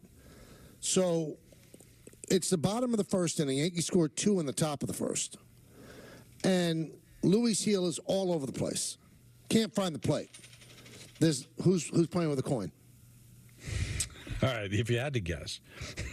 A coin just fell. Oh, my God. What is wrong with you? Playing with a coin? So the bases are loaded. Justin Turner, who they got for these very situations, is up at the plate. And there's a 3-0 count. Heel is not close on any of the 3 pitches. Turner is a 39-year-old run producer. Victor Robles is at third base. I don't know if you saw this, Tom. I don't know if you were up. Oh, yeah. And he tries to steal home because Heel had his back turned to home plate. And he got thrown out. What are you doing? What are you doing? What are you doing? How can a Major League Baseball player think that's a good play? Even if he had scored, it wasn't a good play. The guy has a 3-0 count. The whole game could have changed right there. He could walk him. He could give him a cookie down the middle, and the guy hits a bases clearing double. You try to steal home? What are you doing? And then you wonder, Don, why the Mariners are on the outside looking in with the team that they have. Dumb plays like that. Dumb. Yeah, it's when you see something like that, you're like, what, you're trying to throw the game? Like, I just... Howie Rose had a great tweet. It's like, you could watch baseball your whole life. You would never think you'd see something like that. Every day it's something new. You never know what you're going to see, but I never thought I'd see that. It's incredibly stupid. Unbelievable. 1-800-919-3776. Anthony in the car. Anthony? Hey, fellas. How you doing today? Good. How are you? Good. Peter, tell Rick to shove it. That's all you got to say. Shove it, Rick. Yeah, there you go. Right, that felt good. That did feel pretty good. Right. Who needs better help? Just call me. Nice. Thanks, Anthony. I got you. Anyway, did you see Jalen Brunson Monday night? Oh, yeah. Wearing a Philly jersey? Yep. Fugazi. Why? I mean, you're the king of New York. Come on. I get you're a fan. But come on. Well, he's not wearing he's not wearing a Sixers jersey. It's a different sport. Yeah, imagine. No, I don't want to imagine that. But well, I guess some people have their nose out of joint. But he grew up an Eagle fan. Aaron Boone's the manager of the Yankees, a huge Eagle fan. Yeah, I don't know if you can apply different sports. It's not how it goes. Now, if you want to be political, Peter, I could see him just as chewing the jersey, not wearing it. But if he wore it, I don't have a big problem with it. He's a legitimate dude. He's real. The only thing that would be uncomfortable outside of a Sixer jersey would be a Flyer jersey, because I think the whole MSG thing. But outside of, like, the MSG has no affiliation with a football or baseball team, and if he grew up an Eagle fan, at least respect the fact that he stuck to his guns. Now, why you'd be an Eagle fan growing up in the area, I don't know, but at least give him credit for sticking with it. Wouldn't it kind of look fugazi if all of a sudden he just picked the Giants and Jets because he happens to be a Knick? I mean, or if he was a Cowboy fan when he was playing in Dallas, I mean that would look weaker to me, wouldn't it? New York fans should have more of a problem with Barkley wearing an Eagles jersey, not Brunson. Well, yeah, you'd think so. Let's go to James in Levittown. Hey, what's going on, guys? What's up, James? How are we doing? Good. I'm good. I just wanted to talk about the Mets. The Mets, I know that, we're trying to overcome the Braves and we're trying to put the demons of the past. But they have to pass the Padres, and I'll give you why. There's no way that a Mets team is going to go all the way to a place like Arizona or San Diego, play their 3 games, and then even if they win that, then come all the way back and then to take on another series against a division winner. It's just Texas did it. It just seems almost unfathomable. Texas did it. Yeah, but Texas is in the middle of the country. No. But Texas lost the last game of the year. I think they were on the West Coast, and if they had won, they would have clinched the West. Instead, they had to fly all the way to Tampa Bay, probably the longest trip in the country, in order to play that series. And they had terrible, and they were 11-0 on the road. So listen, you could say the preferred route is probably easier if they finish, but don't say it can't be done or it's unfathomable. Yeah. It happened last year. Yeah, I understand what he's saying from a matchup standpoint, but I wouldn't completely throw cold water on any ability to be able to do that.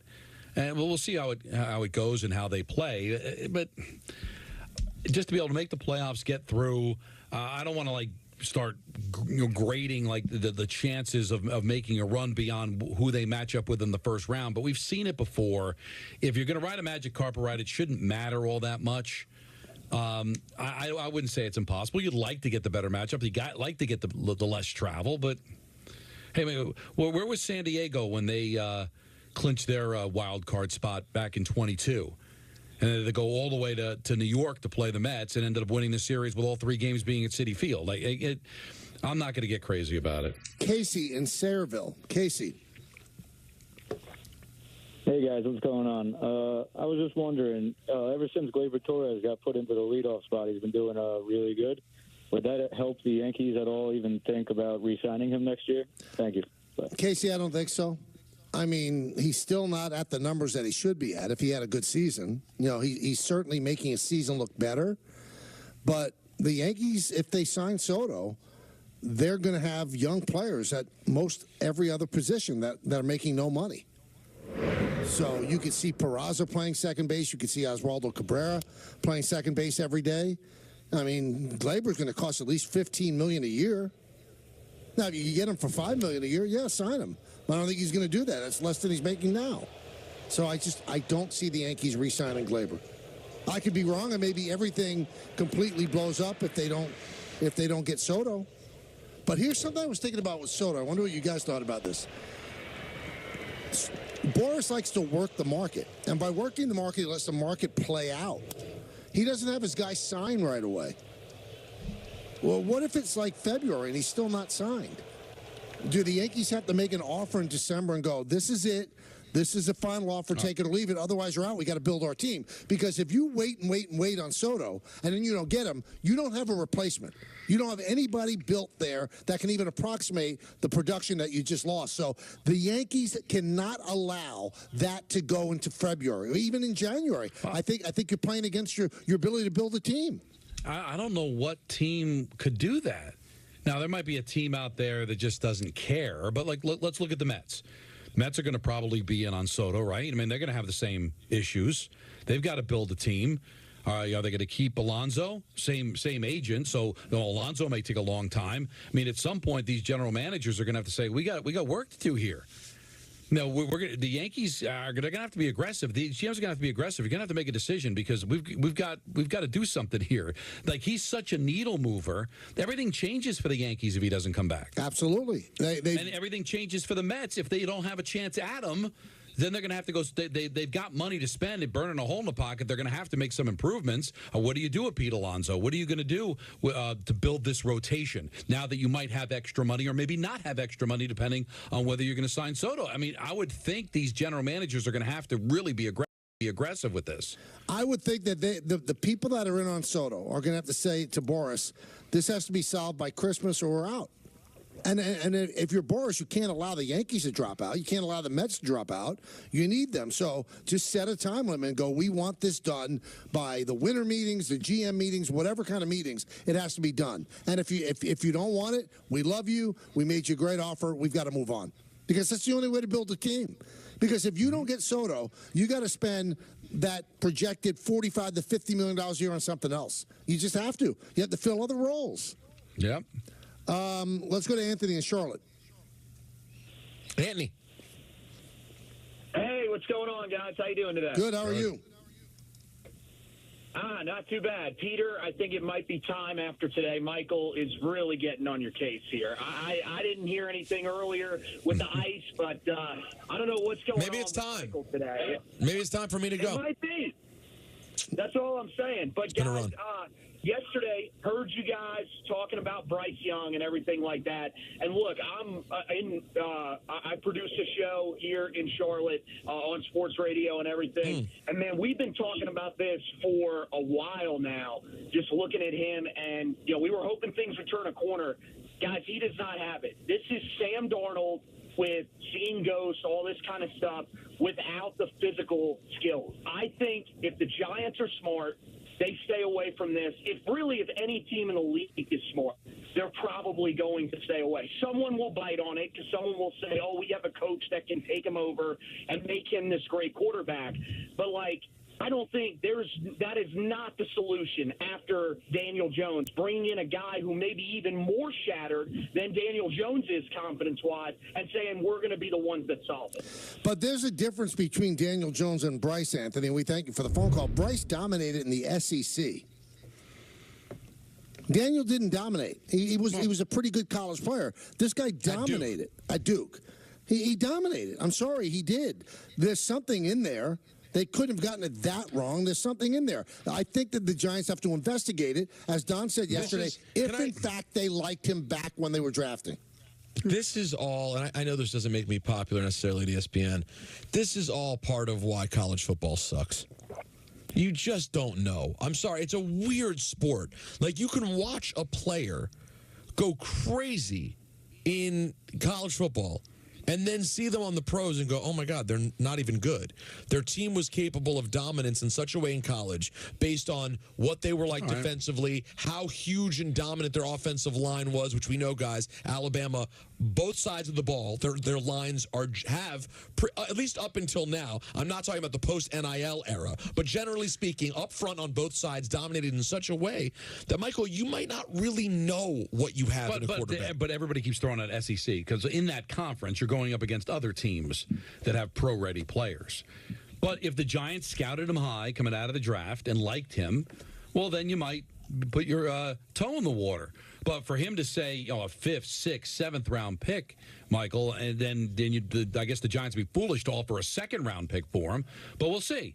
First of all, we'll see if he's actually done in Carolina. And if they do trade him, I'm sure there'll be teams that'll take a chance on him. Should the Giants be one of them? And how high of a pick would you go? I don't know if we were talking 2nd rounder. I don't know if I do that. They've devalued him to a point that I don't know if and the Giants' 2nd rounder could be top of the 2nd round. Yeah, and that plays a factor too, and how much competition is out there. But if they rated him high and they've got a chance to get him, Michael, for a 6th round pick, and I know they hold these picks so strongly, but if you're going to be in the market for a quarterback in the 6th round, I could take a chance on a guy that you rated pretty high, let's say, sake of argument, coming out of college, then that would be worth it for me. Don, I think you have to tell us about BetMGM. That's what I'm hearing. Will be.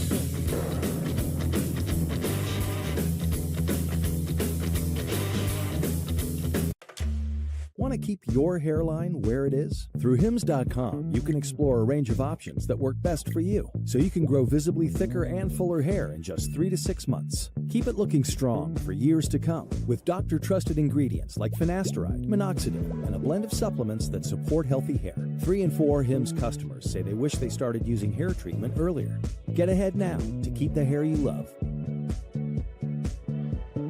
Get started today at Hims.com. What if you never had to worry about what you could do? Because you could do anything. Anywhere could be the center of everywhere. And boundaries only existed to be pushed. So the only limit you faced was how big you could dream. What would you do then? Some pretty cool stuff, I bet. Yeah, that'd be some life. That'd be life unlimited.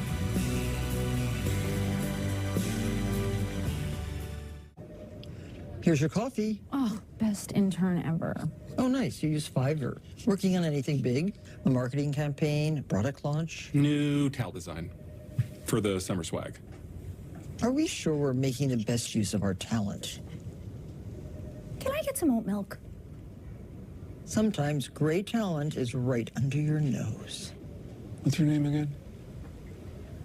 I want to say Barbara.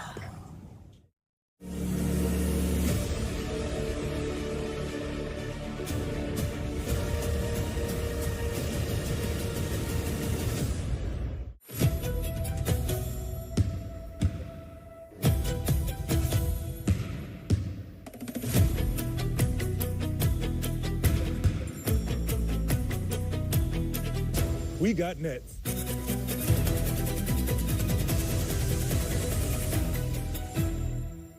At this very moment, Doctors Without Borders is on the ground in communities around the world, delivering life-saving medical care where it's needed most.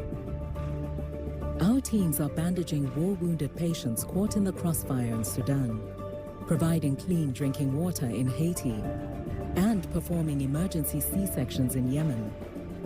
Doctors Without Borders teams are in over 70 countries worldwide, bringing patients from sick to recovering, from emergency to aid, from crisis to care. This life-saving work is made possible by our movement of supporters, people like you who help our patients even when they're half a world away.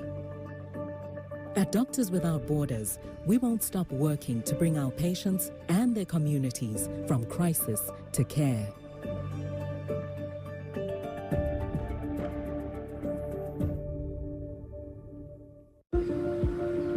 The best ideas come from solving common problems.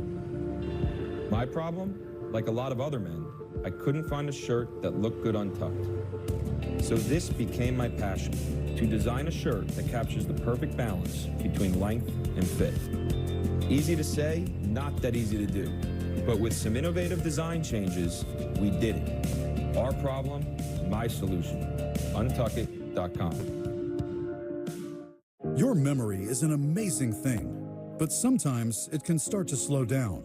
But did you know Prevagen can help keep your memory sharp? The secret is the powerful ingredient apoaquarin, originally discovered in jellyfish and found only in Prevagen. In a clinical study, Prevagen was shown to improve memory in subgroups of individuals who are cognitively normal or mildly impaired. Stay sharp and improve your memory with Prevagen. Prevagen, in stores everywhere without a prescription. With Chevy trucks, be ready for adventure. With power you can count on. Capability that doesn't compromise. A hard-working EV with more range than any competitor and the potential to take you anywhere. It's Chevy truck season. Get 0% financing plus make no monthly payments for 90 days on all 2024 Silverado 1500 pickups. See your local Chevy dealer. All right, boys, who we betting on?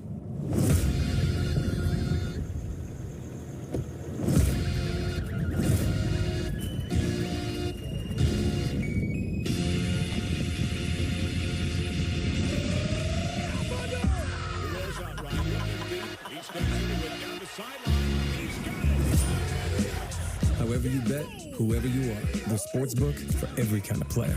Hard Rock Bet. Roll with us.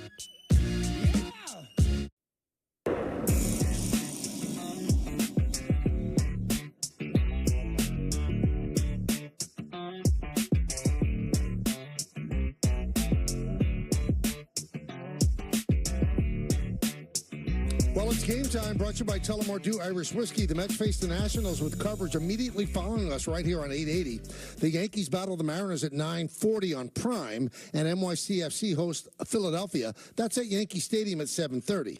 That's game time, brought to you by Tullamore Dew Irish Whiskey, because when it's game time, it's Tully time. Tullamore Dew, the original triple distilled, triple blended, triple cask matured Irish whiskey. Be sure to grab a Tullamore Dew. Try the brand new Tullamore Dew Honey during tonight's action. Glasses up to enjoying Tullamore Dew responsibly. We've got Met tickets to give away in just a bit. Oh, yeah. Yeah. And weird, the Mets will be on Channel 9. I know. Why tomorrow. is that? Well, because they're the Fox game tomorrow. But Fox in New York's Channel 5, and that's where the Jet Patriot game is going to be over the air. Oh. So they've got to shift it over to Channel 9. So they're back on Channel 9 for the first time in God knows how long has it been now. Well, it does, it adds more to that magic field. Channel 9 is, it's connected with the Mets. That's right. By the way, Don, your mom will be happy to know. Okay. That the idea that she projects onto you all the time about your relationship with Michael made it all the way to a tweet that went out on Awful Announcing about an interview that I did. In the tweet explaining the different topics that I talked about, it was like Peter Rosenberg on Joe Tessitore's WWE debut, Rhea Ripley, and the last topic, and working for Michael Kay. Oh. Working for Michael Kay. It's been corrected, but yeah. But just the fact that that's the instinct of someone. And professional. And by the way, imagine if your mom saw that tweet. I know she's very big on social media. And for people who don't follow, my mom will say something like, can't Michael just give you the day off? Right. He comes in and punches the clock, and it's like the Flintstones. And Michael is the guy who's sitting there receiving your time card. Anonymous Q, you're next. Oh. What's going on, Jeremy? Good afternoon. This is Anonymous Q, part of the 20% that are usually high while in the show here. Love it. Yes. You're referring to this, Anonymous Q. I think we are the official show of High. Yes. Yes, sir. I've been trying to get through since the minute he said that, just to let you guys know that that's a true statement there. That is a percentage out here that indulges the show while high. I love it. Thank you, man. Good stuff. Wow. Oh, Michael banged on wait, I didn't. I don't have the ability to do Anthony that. did. I think Anthony's virgin ears had heard the word high on our airwaves enough. No, he was clapping along. No, he was excited, but then he, to a certain point, started getting nervous. Went, But now, by the way, fairness, you jumped me initially. I did. You know what, Michael? I'd like to apologize for what just happened there. I jumped you. It wasn't right. See? I assumed that you were being that guy because, there is a history of you saying certain things. Yeah, she's got to stop smoking pot if she does, in fact, do that. I'm the narc. I had a little something, a little toke of the old bubange. Was that a blunt? It worried me. You know what I mean? That's one angle, but the other angle could be that you're like my mom and the headline writer for Awful Announcing. You think for some reason he's in charge of everything. Michael. Well, he does often control the phones. So I thought maybe he banged. I didn't bang. Is that like she bang? Excuse me? Let's go to the Ricky Martin song? Andrew in Medford. Andrew. Sure, save the show. Yes, hello? Hello, Andrew. Hi, Michael. Hi, Don. Hi, Peter. How you guys doing? Good. What's up? Listen, I'm glad you brought up before about Juan Soto, because I've been wanting to ask this question with you guys. What do you do if Juan Soto signs? What do you do, the New York Yankees, if Juan Soto doesn't sign? Now, if he signs, does he defer his money like Ohtani did to let some other players come onto the team? Because, the Yankees need a little shakeup in the infield for sure, right? Because Rizzo's going to be done. They're not going to sign Rizzo. Right. And they're probably not going to sign Torres, right? And, I don't know about any other position. LeMahieu is pretty much at the end of his rope. Yeah, Chisholm will play second, so they'll need a first baseman and a third baseman. Correct. And what about catching? Like, I know Wells is having a great year for a rookie, but they need a defensive catcher, and then Trevino doesn't have it. He can't throw base runners out. So you wonder in the market, will they go for like a defensive catcher too? But here's the thing. If they sign Soto, does he defer his money like Ohtani did? I don't know. I mean, I have no idea whether he would defer his money. I mean, Ohtani's money is not worth what you think it's worth. You know, he gets $70 million a year, but he gets $2 million and 68 deferred. So the value of his contract is $46 million a year. So I think anything that will come out over $46 million a year is something that Boris would structure, but I can't answer whether or not he would defer. And as for Austin Wells is really good in all of the defensive metrics. He's above average in throwing out base runners. He's about fourth in framing. So Austin Wells is your catcher for the future. Now, your second catcher, I don't know if you want to bring back Trevino. The guy did win a platinum glove a couple years ago. People make him out to be a terrible catcher. Or they could go and they could get themselves just a straight defensive catcher. But Austin Wells is your catcher, and it should be that way. Hey, here's your chance. Score a pair of tickets to see the Mets take on the Phillies on Sunday, September 22nd. Be caller number 8 right now at 888-987-3776 to win. It's brought to you by the New York Mets. Be at Citi Field on Saturday, the 21st, when all fans receive a fan appreciation beanie presented by Guardian, plus a pregame block party with ballpark fare, giveaways, and entertainment starting at 1:10 p.m. outside Citi Field. Visit Mets.com/tickets. All right, we got a lot to do. Going to finish up big, leading you right into the Met game. How, though? Well, you'll see when we get back. When you work hard, you save hard. So treat yourself with well-earned savings all month long.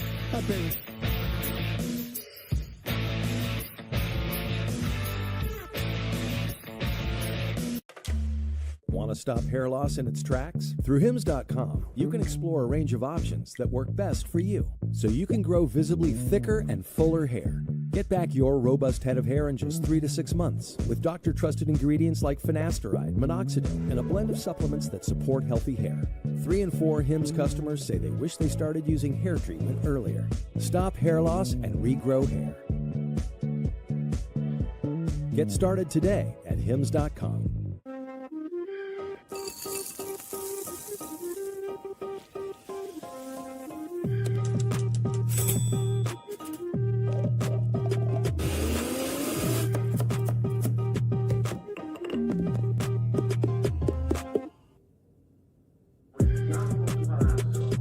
With Instacart, everything you love from ShopRite is in your phone.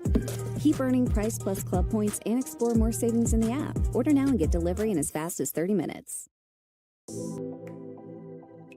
Let's explore your future with Udemy.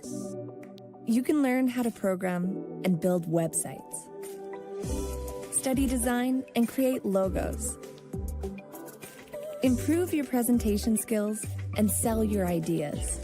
With Udemy, you can learn practical skills from thousands of online courses taught by real-world experts. Explore your future. Udemy. With ButcherBox, you never have to worry about what's for dinner. We deliver grass-fed beef, organic free-range chicken, humanely raised pork, wild-caught seafood, and so much more. Get high-quality meat sourced from trusted partners with free shipping always, so you can always be prepared and enjoy the important things. Sign up for ButcherBox today. We started to use Square. As we moved from one location to 2, we quickly realised that we needed better data so that we could customise the curation for each of the markets. Originally, we started with the KDS. By adding the Square Online for the full grocery offering, we hoped to grow sales about 20-25%. And we used the loyalty program, which has definitely generated a lot of repeat business. Since onboarding with Square, we've tripled the business. It's been fantastic. Slow and steady wins the race. You hear it so often you forget just how amazing slow can be. At Acorns, we help your money harness the power of slow. Invest what you can. Give it a chance to grow with time. We believe that slower is better for your money and other stuff too. Barbecue, instant replay, slow dancing. Oh, so slow. Acorns, grow your oak. With Home Chef's new family menu, cooking for the whole family is so simple. You go from step 1 to done with practically no fuss. Simply prep, cook, and enjoy with the whole family. Get 18 free meals today at homechef.com. New Jersey. Call 1-800-834-5911 for a no-charge, no-obligation knee pain assessment or go to arthritis-kneepain.com. This is the GMC Sierra, powered by the TurboMax engine, with the confidence of 430 pound-feet of best-in-class standard torque. GMC Sierra, it's the truck. Get 0% APR on select 2024 Sierra 1500 models, or current eligible GMC owners get over $7,800 total value. We are professional grade GMC. I'm Naheem Hines. I support the Muscular Dystrophy Association because they help my mom and kids like Ethan. Thanks to the Muscular Dystrophy Association and people like you, I have more hope than ever before. Join us and learn more at MDA.org today. Cancer is one journey no one should take on alone. Your support helps us bring together the best doctors and scientists, accelerating research that's leading to more effective treatments. Join us, and let's go further together. You want to win the division. This is the battle of the American League East.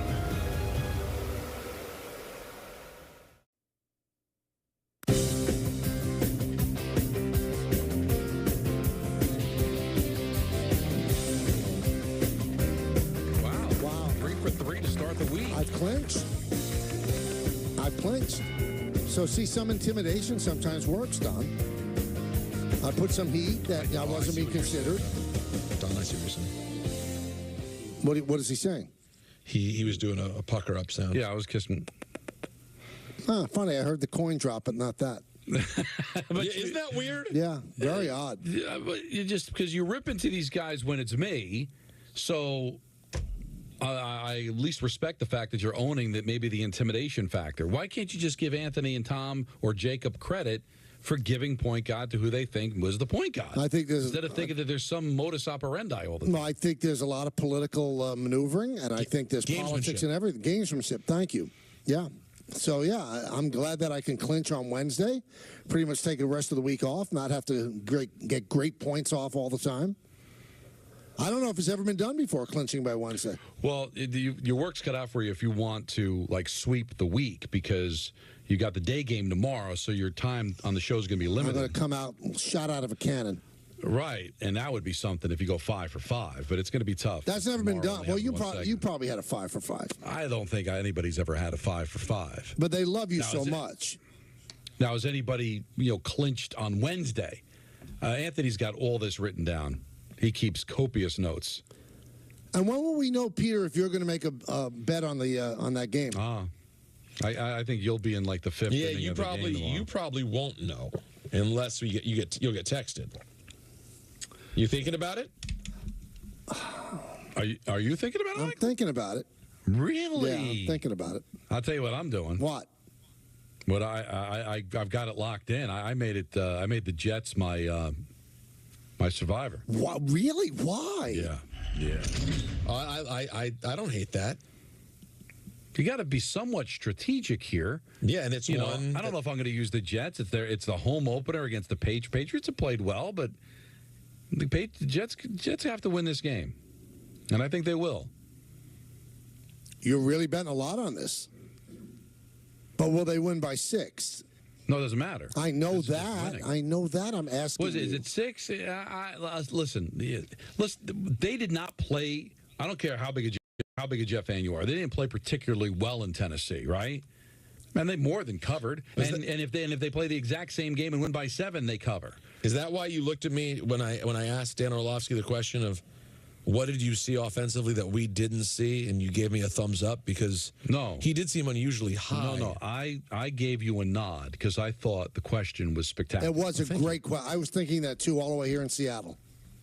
That it was a great question, or when he was talking about Aaron Rodgers? Because he was just ooey-gooeying over Aaron Rodgers, and I thought he made some really great throws, but I thought he wasn't great overall. He was good. Yeah, but that's why he's an expert. He sees what we don't, and I thought that's what Peter was tapping into. I don't know if I agree with him, but it was a good conversation. I do wonder about people sometimes, Peter. Now, if you're listening to this show, there's a good chance that you know that the Yankees are in Seattle and the Mets are at Citi Field. I mean, if you're listening to a sports show, right?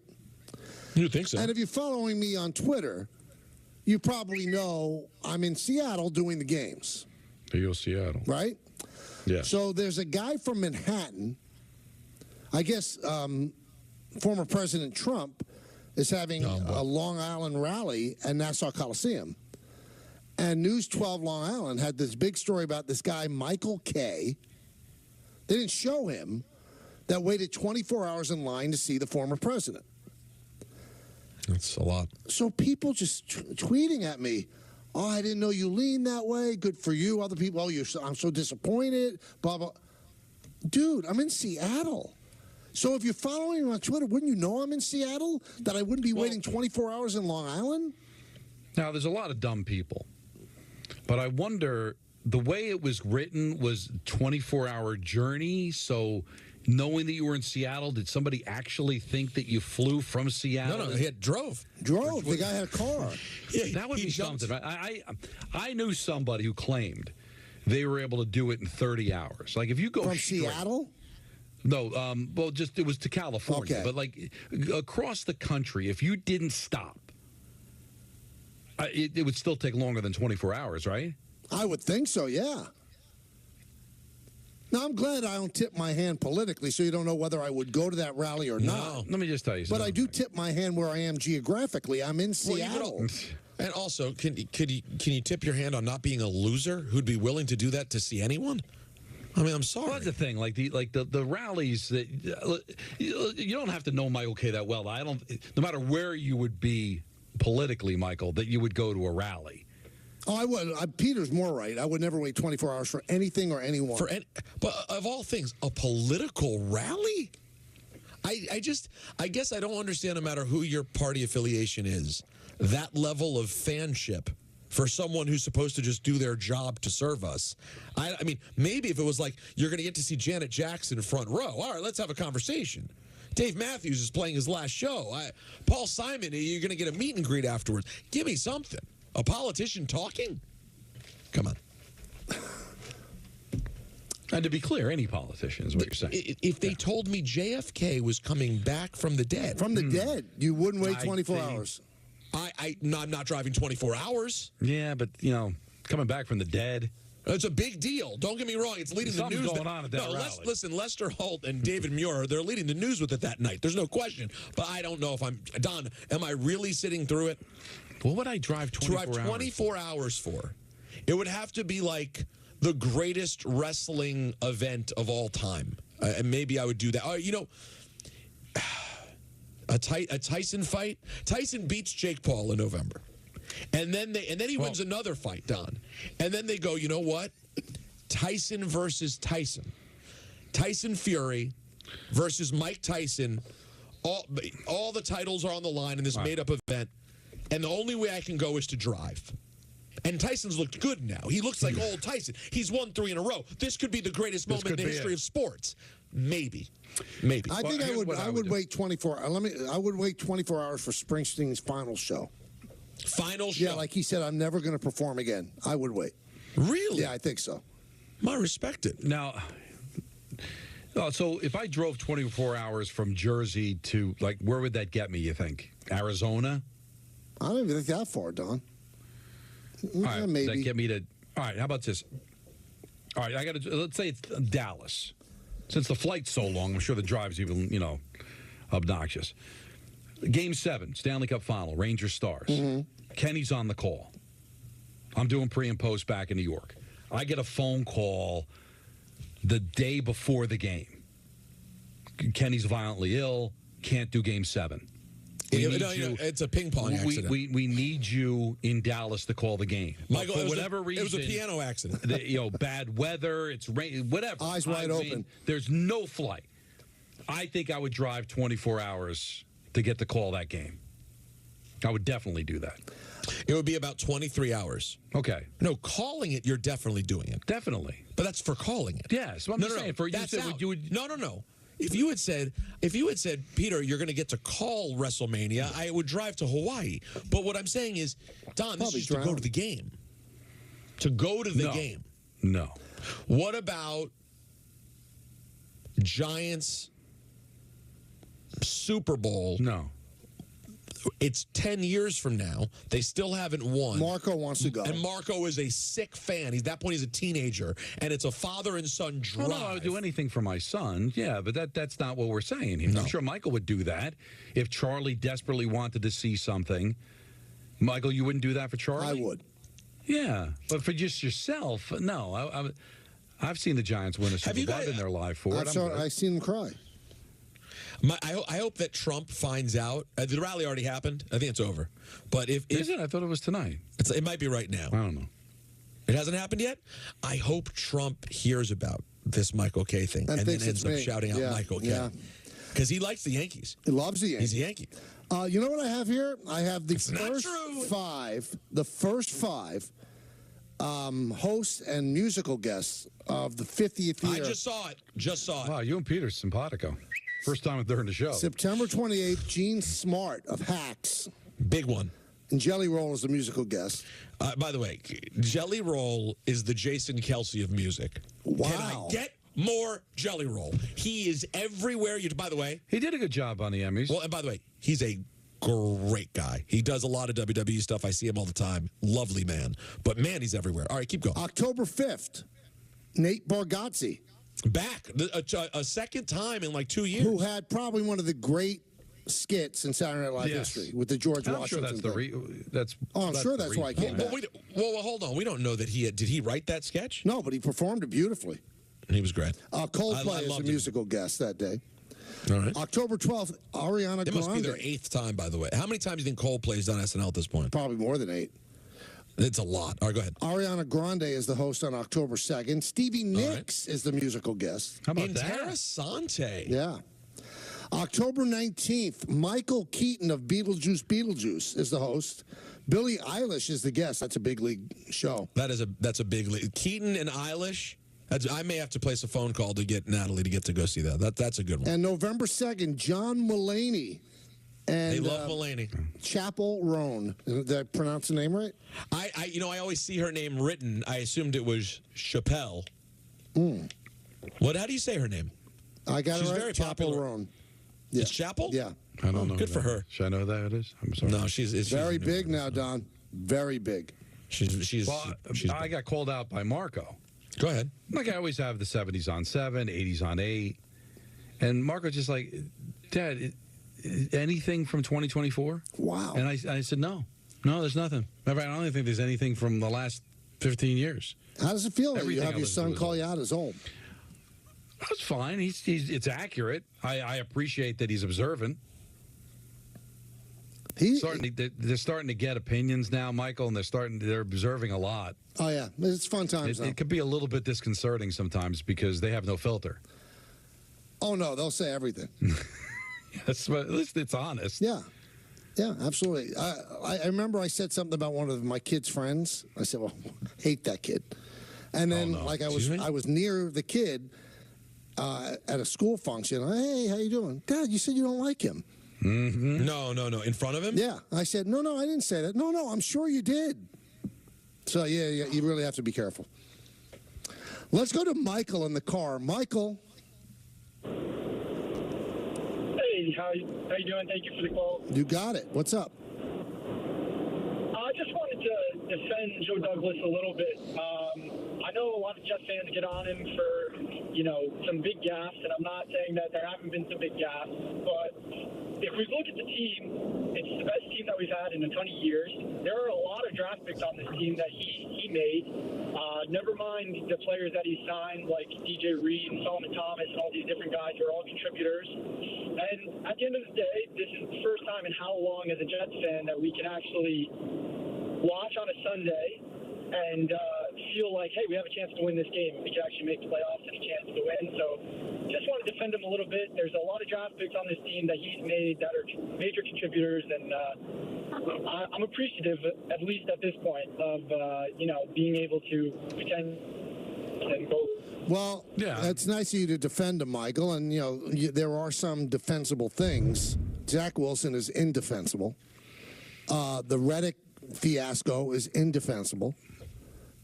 trading for Reddick and getting rid of John Franklin Myers and Bryce Huff, that's indefensible. You either go one way or the other. You don't acquire a guy that you're not sure if he's going to come in. Hey, he's entitled to his opinion, and they are a very talented team, Michael. But his job is on the line because if they don't make the playoffs, I think they're blowing this thing up. So you can compliment him and defend him, but there's still a chance that at the end of the year he's out of a job. I wonder if they blow it up, though, Don, if Rodgers is still here and says, I don't want it blown up. Well, no, then it won't be. But it depends on how it looks. But I would think, well, here's what I'll say is I think Saleh would definitely be gone because I don't think Rodgers would have Saleh's back. Right. He might have Douglas's back because he understands by getting rid of the general manager, you're kind of starting over. I don't think he wants to do that. Saleh definitely would be gone. But post Rodgers, if Rodgers goes sideways, and even if Rodgers, I think he would get another year if Rodgers comes back. Post Rodgers with no playoffs, I think he'd be gone. Let's go to Dan in New Jersey. Dan. Hey, Michael, Don, Peter, how are you guys? Great. How are you? Up? Good. Michael, I was curious on what you think the Yankees postseason roster is going to look like. There's a few guys that I think that don't deserve to make it. Mark Leiter Jr. is one of them. He's had like almost a 7 earner on average since coming to the Yankees, and he's a guy that I don't trust in a big spot. The other guy I was curious on if you think he's going to make the roster on is Jason Dominguez, because I know they really like Birdie, and I know that they really like Verdugo, but I wonder if Dominguez is going to get serious playing time in the postseason, or is this just a way to satisfy the fans in September? I don't think that move had anything to satisfy the fans. They're trying to make the playoffs. I mean, they hear what fans say, but they did not bring up Dominguez because of the fans. They brought him up because they made the decision at that point. I don't know why, after what they said 2 previous days, that it wasn't going to happen, but that was not a fan-driven thing. I think that we'll know over the next 11 games. You know, he had a home run yesterday. The guy has 5 home runs in his first 15 Yankee games. That's tied for the most ever in Yankee history. We'll see if he continues to improve, and if he starts to hit, he'll be on the postseason roster. They do love Birdie on the roster because he gives them speed off the bench. There's a lot of things they could play with. It's going to be interesting roster construction. I think that they do keep Leiter, and I don't think that they keep Meza. I think they'll have one lefty in Tim Hill.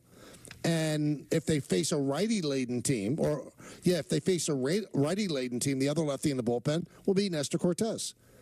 But let's see how it goes the rest of the way. I mean, do they clinch first place? Who are they going to face? It's hard to project a roster until you know who they're going to face.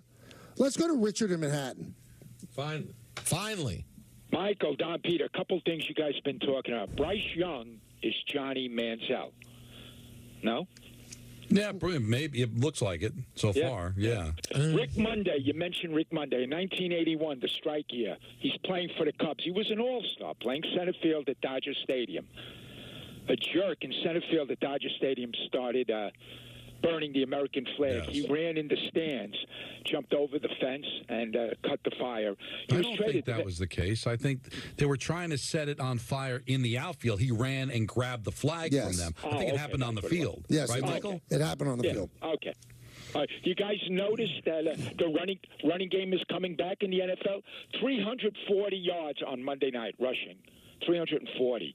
A lot of running backs had over 100 yards, so who knows? These things sway. I'm gonna tie in George Plimpton with Tagovailoa and the concussions.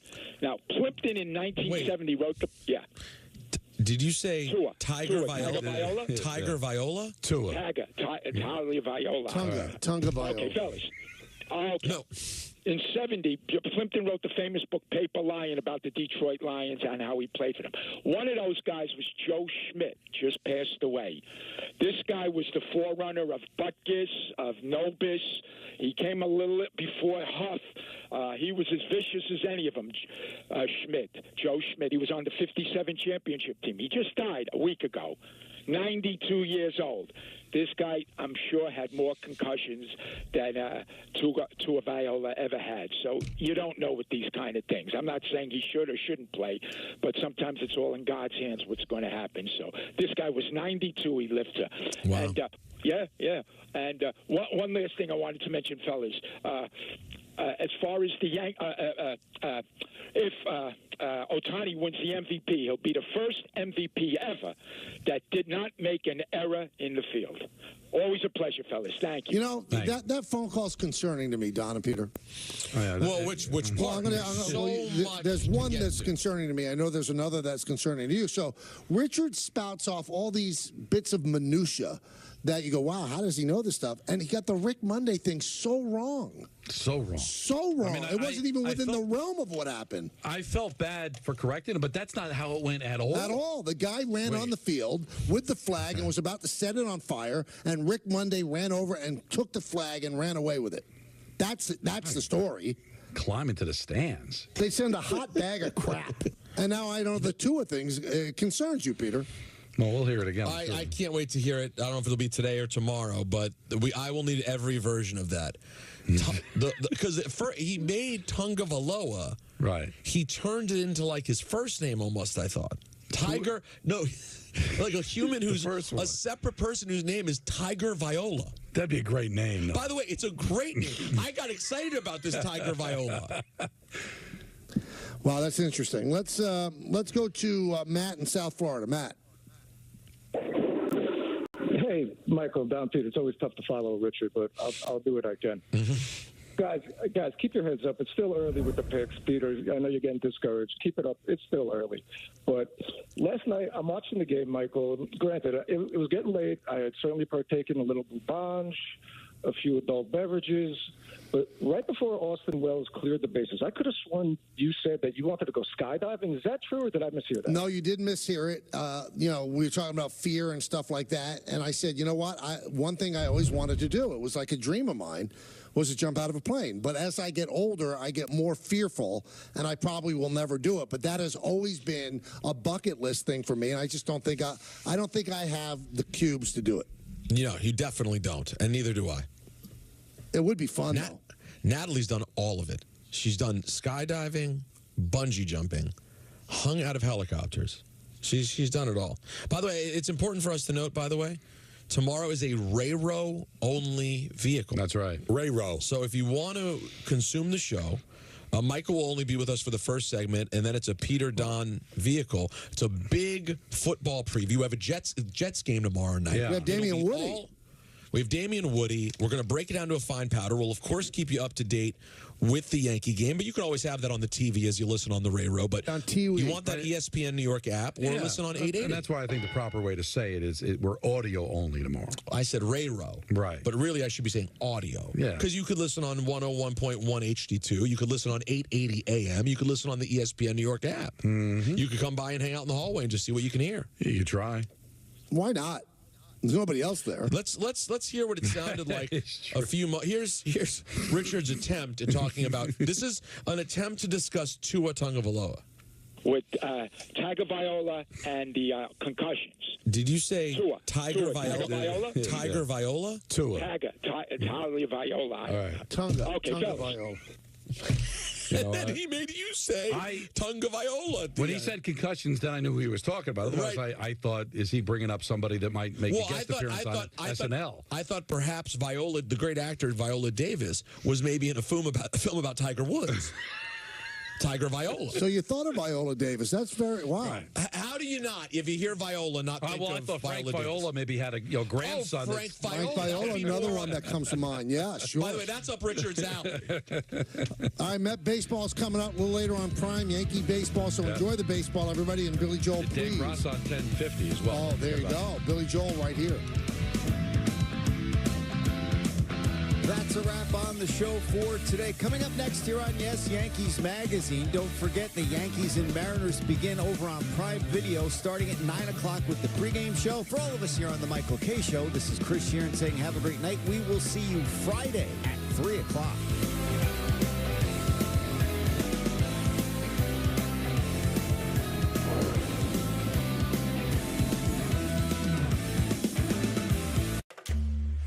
Want to turn hair loss into hair gains? With Hims, discover a range of prescription treatments in a variety of convenient forms, like the quick-drying 4-in-1 spray.